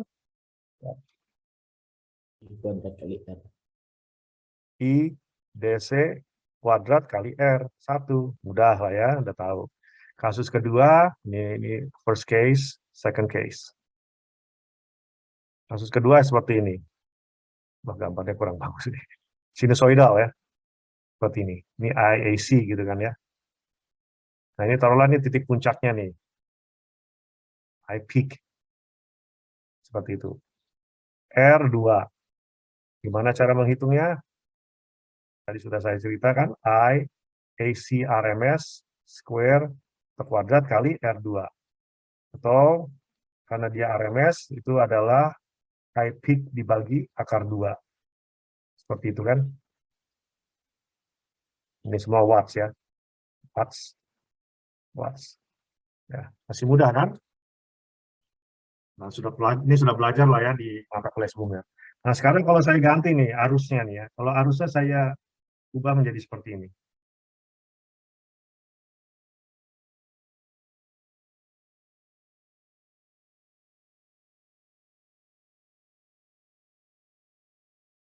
Nah, seperti itu.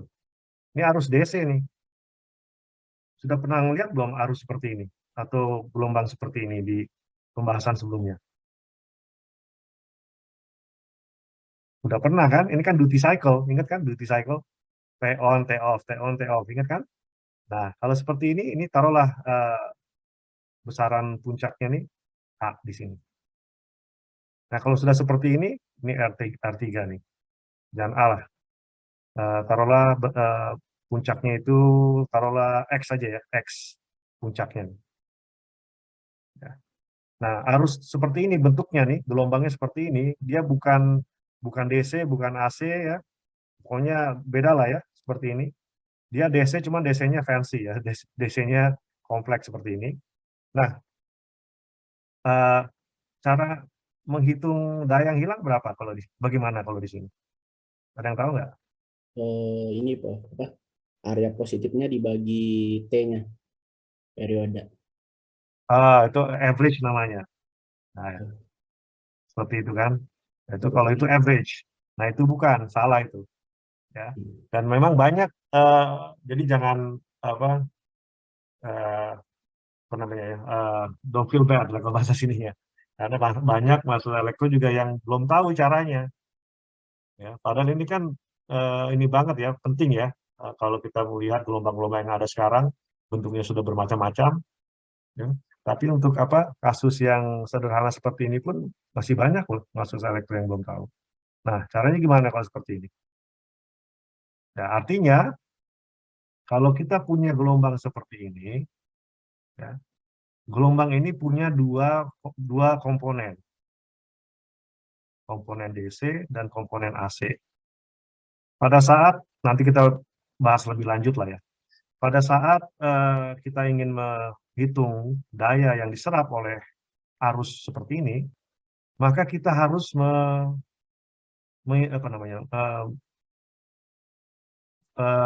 harus mengikutkan kedua komponen tersebut.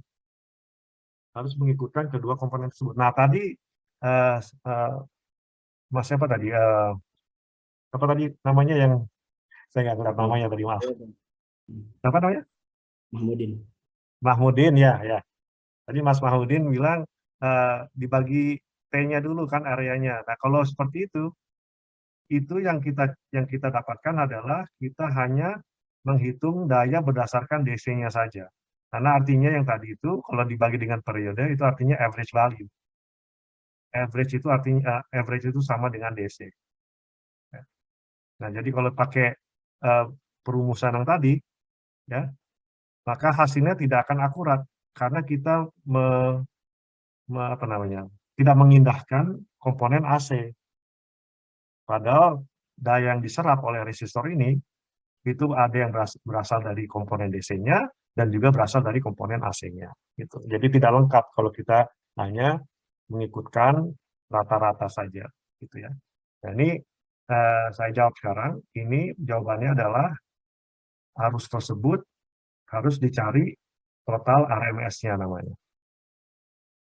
Kuadrat kali R3. Nah, harus dicari total RMS-nya. Total itu artinya harus dimasukkan kedua-duanya nih. Total dari komponen DC dan total dari komponen AC-nya. Seperti itu. Jadi secara konsep seperti itu dulu ya. Paham ya? Sama juga dengan yang bentuk-bentuk lainnya. Kalau misalnya ada bentuk seperti ini. Seperti ini misalnya. Ya. Sama juga yang dicari adalah persamaannya adalah ini. Total RMS. Sama juga dengan misalnya kalau DC-nya seperti ini. Sama juga harus dicari total RMS-nya. Ya. Nah, pertanyaan sekarang gimana cara mencari total RMS nih? Nah, ini menjadi pertanyaan besarnya sekarang kan. Nah, ini the big question nih, big question mark-nya. Gimana caranya mencari total RMS tersebut? Ya. Ya, ini akan kita pelajari di bagian sekarang ini. Ada pertanyaan? Ya. Kalau nggak ada, saya balik lagi ke catatannya. Ya. Kita mulai dari komponen DC dulu ya. Jadi pelan-pelan ya, kita mulai dari komponen DC dulu. Kalau saya punya gelombang seperti ini. Ya. Nah ini nih. Nah, agak susah dilihat mungkin ya. Jadi gelombangnya ini 0 di sini. Ini 0, terus ada -2, di sini -2, terus di sini 10 volt. Jadi bentuknya seperti square wave ya, kotak seperti ini, square wave. Cuman di bawah di bagian bawahnya ini -2 volt, di bagian atasnya ini 10 volt, seperti itu. Ya. Kalau ada gelombang seperti ini, bagaimana caranya kita mencari nilai rata-rata dari gelombang ini? Nah, seperti Mas Mahmudin tadi bilang, untuk mencari rata-rata dibagi dengan periodenya.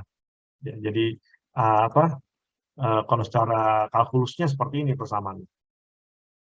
Ya, nilai rata-rata itu biasanya saya pakai simbolnya itu yang garis di atas huruf. Nah, ya. Yang garis itu ada garis kan? Nah, ini garis tuh. Itu artinya rata-rata. Jadi kalau misalnya arusnya saya kasih nama arusnya IX misalnya. Ya.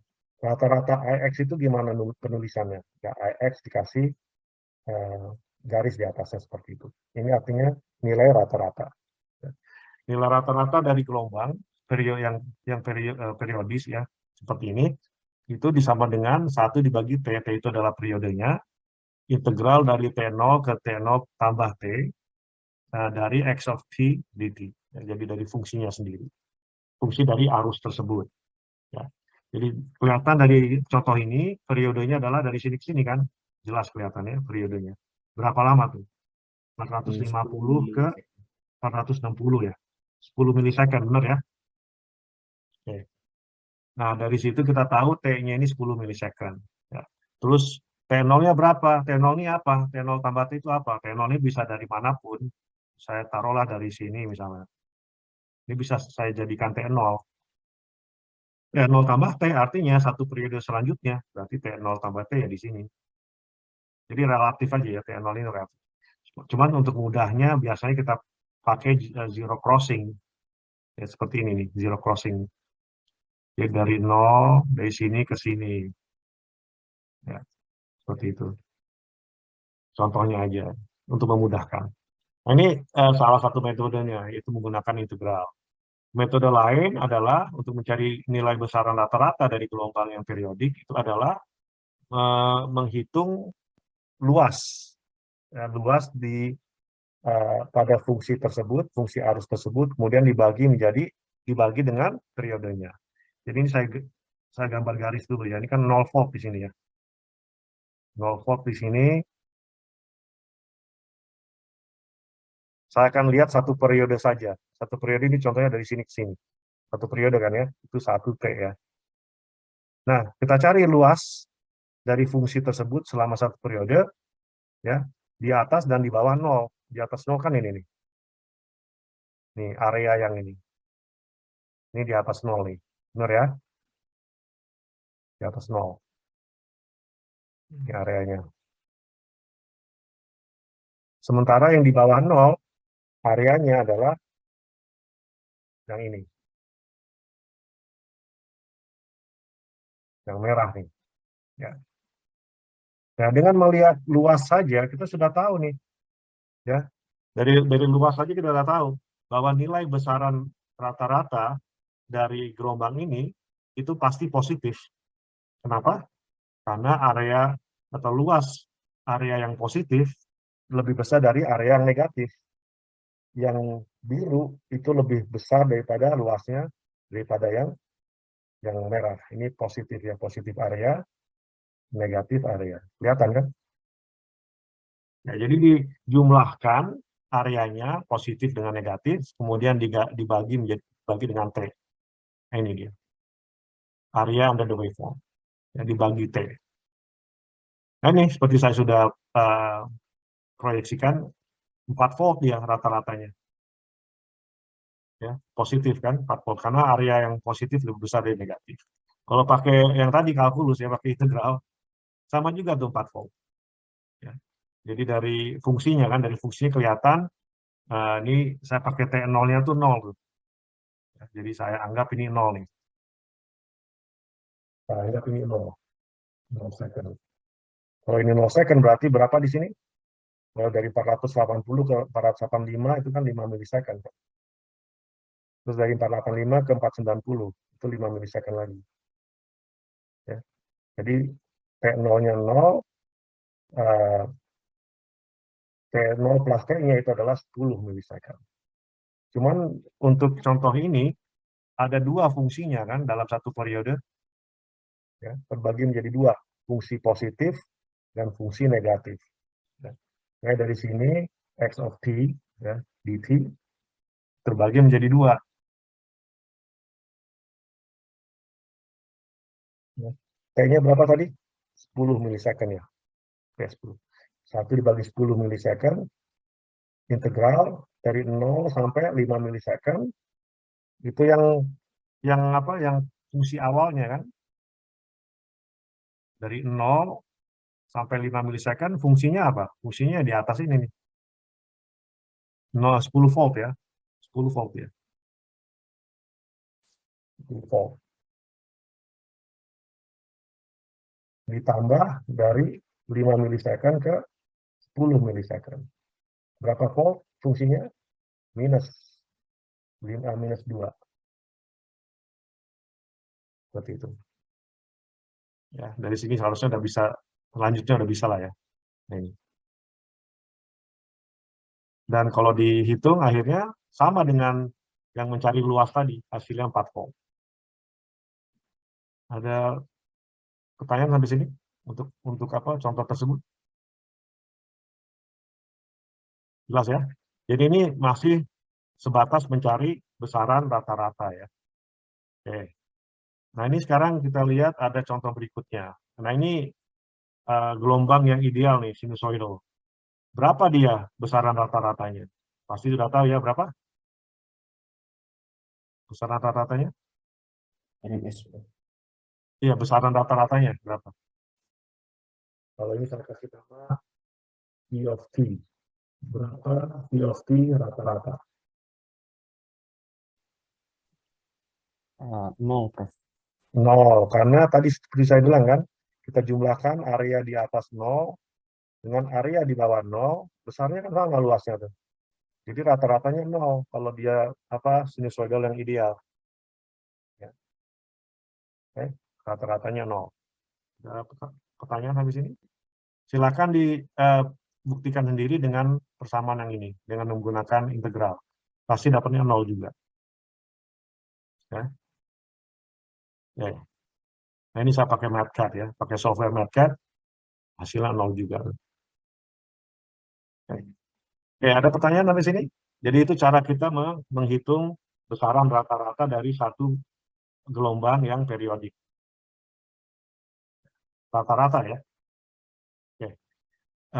Where is average value used? Jadi di mana sih kalau pada praktisnya ya? Jadi pada praktisnya tuh di mana kita menggunakan besaran rata-rata dari satu gelombang. Besaran rata-rata ini banyak dipakai terutama untuk untuk mencari biasanya untuk mencari ini rating dari komponen.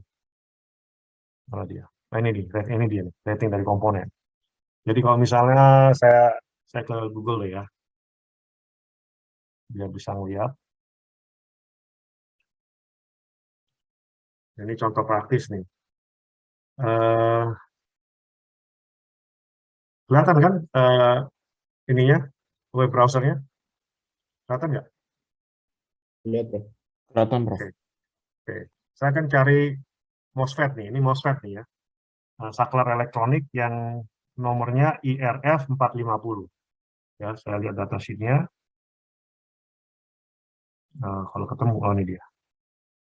Sebagai contoh. Nah ini contoh datasheet-nya dari MOSFET yang namanya, yang part number-nya IRF 450. Nah, coba perhatikan. Dari sini kita bisa lihat ada beberapa angka-angka di sini kan. Nah, ini nih angka-angka nih, contohnya. Di sini juga ada angka di sini.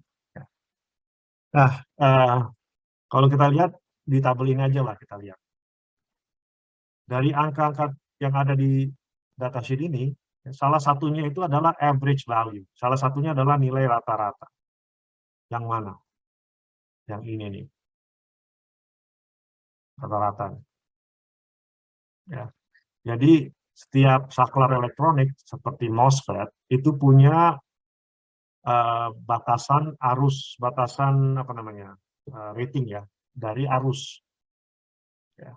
Jadi contohnya MOSFET ini hanya bisa mengalirkan arus paling banyak 12 ampere, paling banyak 12 ampere.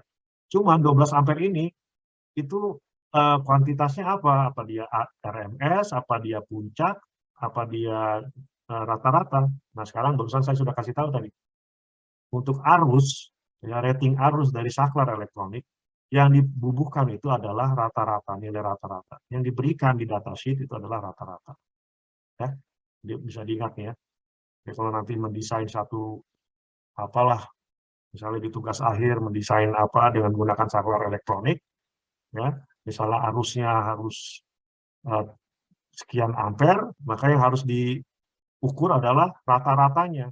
Jangan RMS-nya, jangan puncaknya, tapi rata-ratanya. Karena pada waktu membeli saklar elektroniknya, yang diberikan oleh manufacturer itu adalah nilai rata-rata dari arus, kemampuan arus dari saklar elektronik tersebut. Paham ya? Kalau yang tegangan ini apa?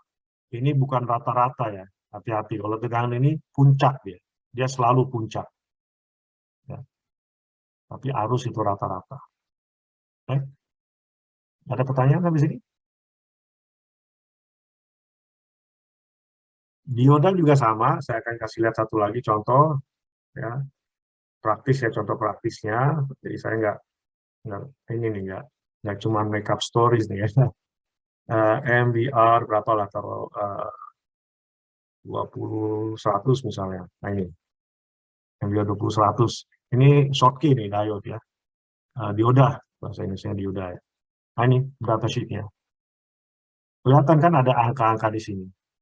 Ya, ini contohnya nih. Nah, sekarang udah tahu kan mana angka yang menunjukkan rata-rata. Ada yang bisa jawab? Yang 20 ampere apa yang 80 sampai 100 volt?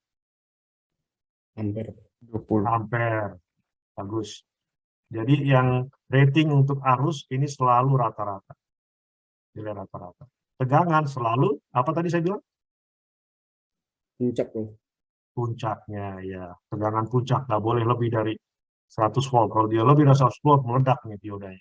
Ya. Kalau ampere dilebihin, dia akan meleleh. Tapi kalau tegangan dilebihin, dia akan meledak. Beda, efeknya beda. Ya. Oke. Balik lagi ke ini. Ya. Yaitu tegangan, besaran rata-rata. Yang berikutnya adalah besaran RMS. Ini saya nggak akan selesai hari ini, nggak apa-apa. Kita nggak perlu buru-buru lah ya. Yang penting jelas, ada punya pemahaman yang jelas tentang konsep-konsep dasar seperti ini. RMS itu singkatan dari, ada yang masih ingat?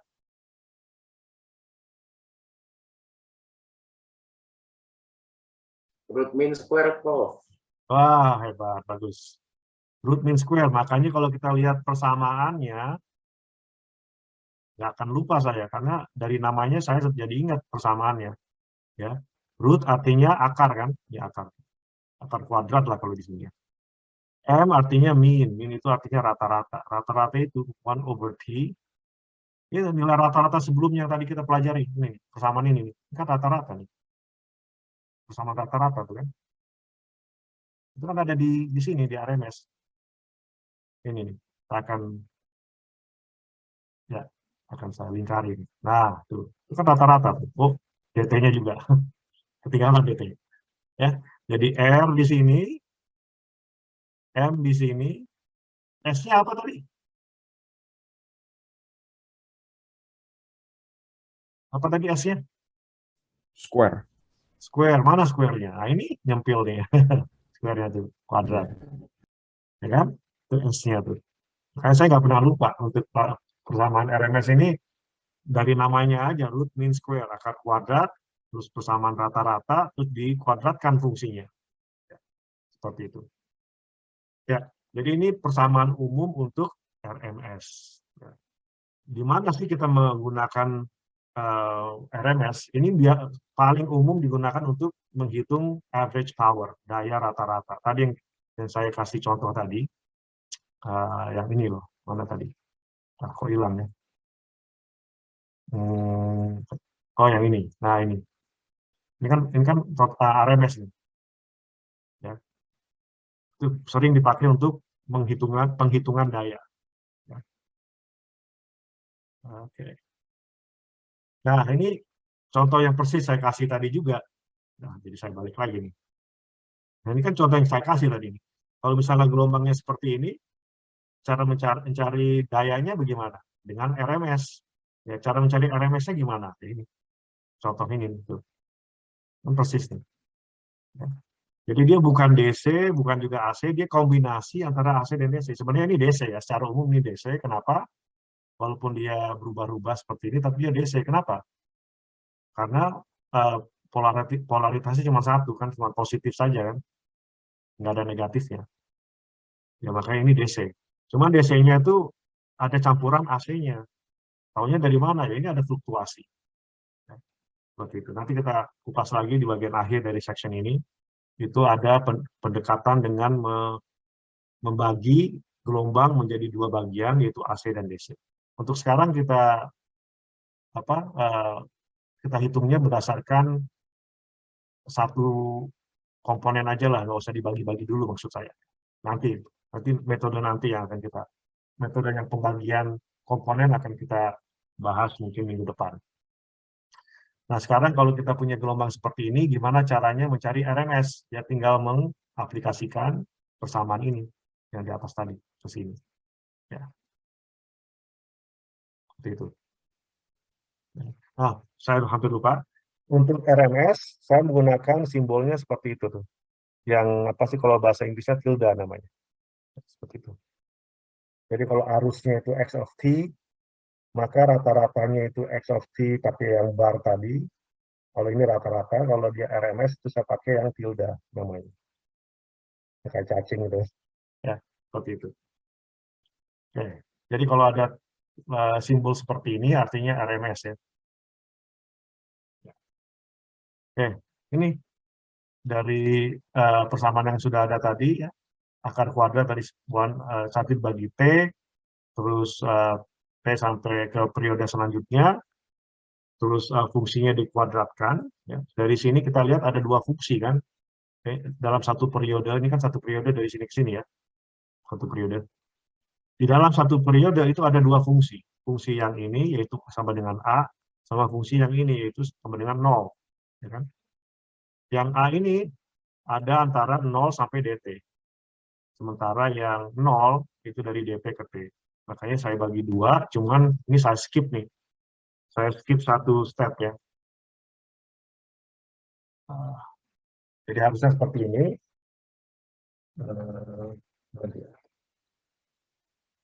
0 ke DT, ya fungsinya apa? Fungsinya A kan, A kuadrat DT, ditambah DT ke T, fungsinya apa? 0 kan, 0 kuadrat DT. Ya, jadi dari 0 ke DT fungsinya A, dari DT ke T fungsinya 0. Seperti ini kan.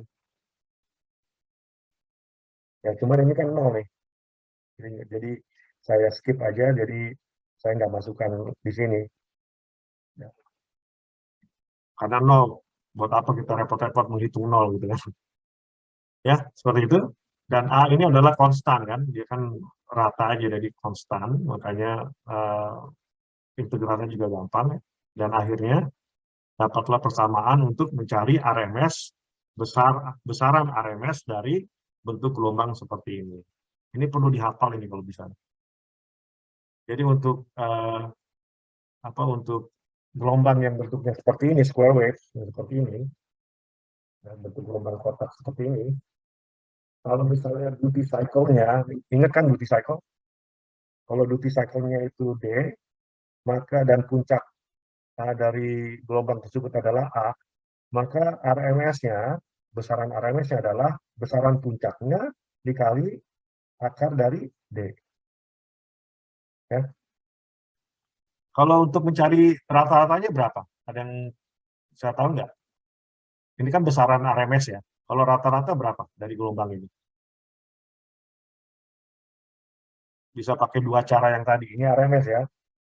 Tadi ada dua cara, satu pakai integral, satu lagi pakai area kan, atau luas. Ini RMS nih. Kalau saya mau cari besaran rata-ratanya gimana? Luas aja kan, luas selama satu periode ya, dibagi periodenya kan, berapa luasnya? A kali DT, benar kan? Dibagi periodenya T, T-nya cancel, jadi A kali D. Ya, lihat bandingkan persamaannya antara besaran rata-rata dan besaran RMS. Apa bedanya? Kalau rata-rata puncak dikali duty cycle. Kalau RMS puncak dikali akar kuadrat dari duty cycle.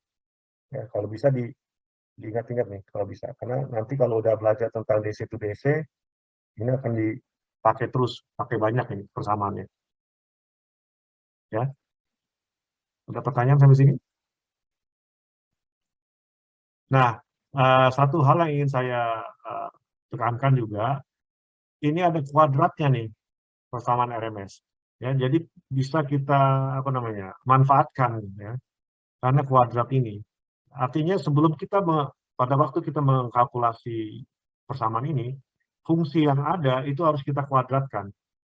Kalau fungsi itu kita kuadratkan, berarti kalau fungsinya itu gelombangnya itu ada negatifnya, berarti besaran negatifnya kalau kita kuadratkan menjadi positif. Ya kan?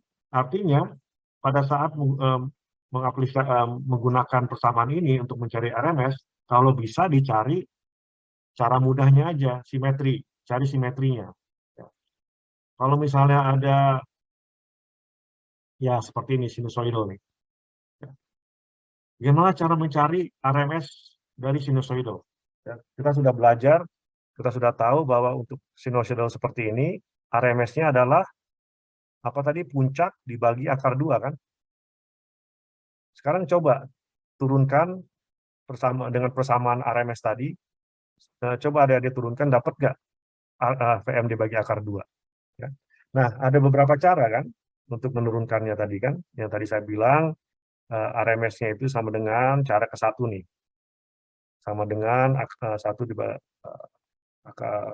akar kuadrat dari 1 dibagi T, 0 sampai T gitu kan ya, terus F of T kuadrat DT gitu kan ya.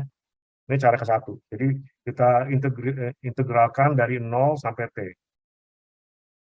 Cara pertama. Silakan, nggak apa-apa. Cuman kalau menurut saya, kenapa nggak ambil manfaat dari kuadratnya?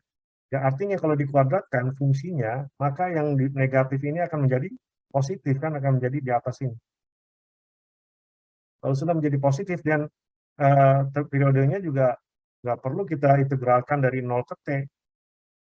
Karena dari 0 ke T dibagi 2, itu akan sama, mirip kan gelombangnya. Ya. Jadi cara kedua adalah untuk menghemat waktu pada waktu penghitungan, kalau dia symmetrical, kenapa enggak kita ganti menjadi T dibagi 2 di sini. Nah, nanti di sini baru 0 dibagi T dibagi 2 juga. Limitnya juga kita ganti, dan fungsinya juga hanya dari sini ke sini, hanya dari sini ke sini. Gitu. Ya. Ada pertanyaan sampai sini? Nah, kalau misalnya mungkin setelah ini kita sudahi dulu karena akan ambil kuis kan. Bentar. Nah, kita bandingkan nih antara dua ini. Jadi saya punya dua gelombang nih. Gelombang yang pertama adalah sinusoidal. Ya. RMS-nya kita tahu dibagi akar 2 kan ya. Kalau average-nya berapa ini tadi? Berapa? 0. 0 ya. 0. Nah, sekarang kalau misalnya saya searahkan nih gelombang. Kalau saya searahkan kayak dilalui ke rectifier lah ya. Disarahkan, maka gelombangnya menjadi seperti ini kan. Kalau disarahkan. Nah, kalau seperti ini, ya, kalau misalnya gelombangnya seperti ini, berapa RMS-nya?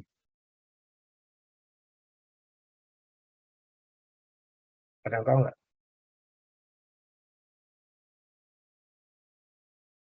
Harusnya sama dengan RMS ini dong kan? Harusnya sama dengan RMS ini. Ya. Karena RMS untuk yang atas ini, seperti saya sudah bilang tadi, kalau dikuadratkan, maka yang bawah ini menjadi positif. Kalau sudah positif kan jadi sama tuh gelombangnya. Ya. Jadi gelombang RMS asal maupun RMS yang sudah disarahkan, itu RMS-nya sama. Silakan kalau nggak percaya, dihitung dengan persamaan itu tadi, RMS tadi. Ya, RMS-nya sama, cuman average value-nya sama nggak? Ini berapa average value-nya? Rata-ratanya berapa? 0 nggak? 0 bukan? Enggak, bro. Enggak, iya. Jadi tidak sama dengan 0. Ya, RMS-nya sama, tapi average-nya nggak sama. Ya, seperti itu. Ada pertanyaan sampai sini? Izin bertanya, bro. Ya. Saya pernah lihat nih gelombangnya pas di searahin tuh kan dari 0 ke atas nih, Prof, ke puncak terus ke tengah lagi. Terus pas pengganti sinyal ke bawahnya tuh jadi datar, Prof. Jadi naik, datar, naik lagi, datar gitu. Iya gitu, Prof. Ya, ini namanya half wave. Nanti kita belajar tentang half wave rectifier. Kalau ini namanya full wave rectifier. Berarti beda komponen juga yang dipakai ya, Bro? Beda rangkaian ya. Kalau komponen yang dipakai sama, cuman topologinya berbeda dikit. Ya, nanti kita pelajari. Kalau untuk satu fasa, rangkaiannya kalau untuk half wave ya seperti ini, contohnya ya. Nah, seperti ini, jadi tegangan di beban itu seperti ini bentuknya. Ini half wave namanya. Nah, contoh untuk menghasilkan full wave seperti ini, salah satu contohnya ya, untuk satu fasa adalah seperti ini. Ups.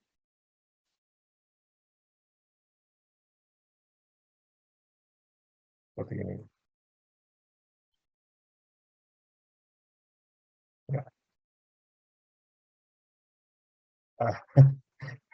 Ada salah ini. Potong. Ya, seperti ini. Ya. Ini tegangan di bebannya seperti itu. Ya. Ya, itu nanti kita pelajari. Nah, ya, gimana? Nilai RMS sama average-nya beda juga ya, Prof, ya? Kenapa? Nilai RMS sama average-nya beda juga berarti ya, Prof? Oh, beda. Ya, nanti setelah kita selesai pembahasan di bagian ini, nanti akan tahu caranya gimana. Ya. Masuk, Bro. Ya. Ada lagi pertanyaan lain? Nggak ada? Ya nanti akan kita pelajari lah gimana cara mencari average value, RMS value. Saya udah tahu ini ya. Kalau ini RMS-nya VM dibagi akar 2, kalau yang half wave itu VM dibagi 2 RMS-nya. Kalau average-nya, kalau ini 2 VM dibagi pi, kalau ini VM dibagi pi. Ya, tapi nantilah itu untuk apa selanjutnya. Ya. Ini satu lagi deh sebelum kita ambil quiz ya. Ini contoh yang adik-adik harus coba sendiri di rumah ya, setelah atau kalau ada waktu ya. Coba cari RMS dari gelombang ini. Kalau average berapa gelombang ini? Harusnya udah tahu dengan cepat. Berapa average-nya? 0. Tapi kalau RMS-nya, kalau misalnya silakan dicoba, itu harusnya kalau menghitung dengan benar ya, hasilnya itu seperti ini. Jadi peak value dibagi akar 3. Kalau dia segitiga seperti ini. Ya. Nah, seperti saya sudah sebutkan tadi, ada cara yang panjang untuk mencari RMS, ada cara yang lebih pendek untuk mencari RMS. Ya. Ini clue aja ya, saya kasih clue.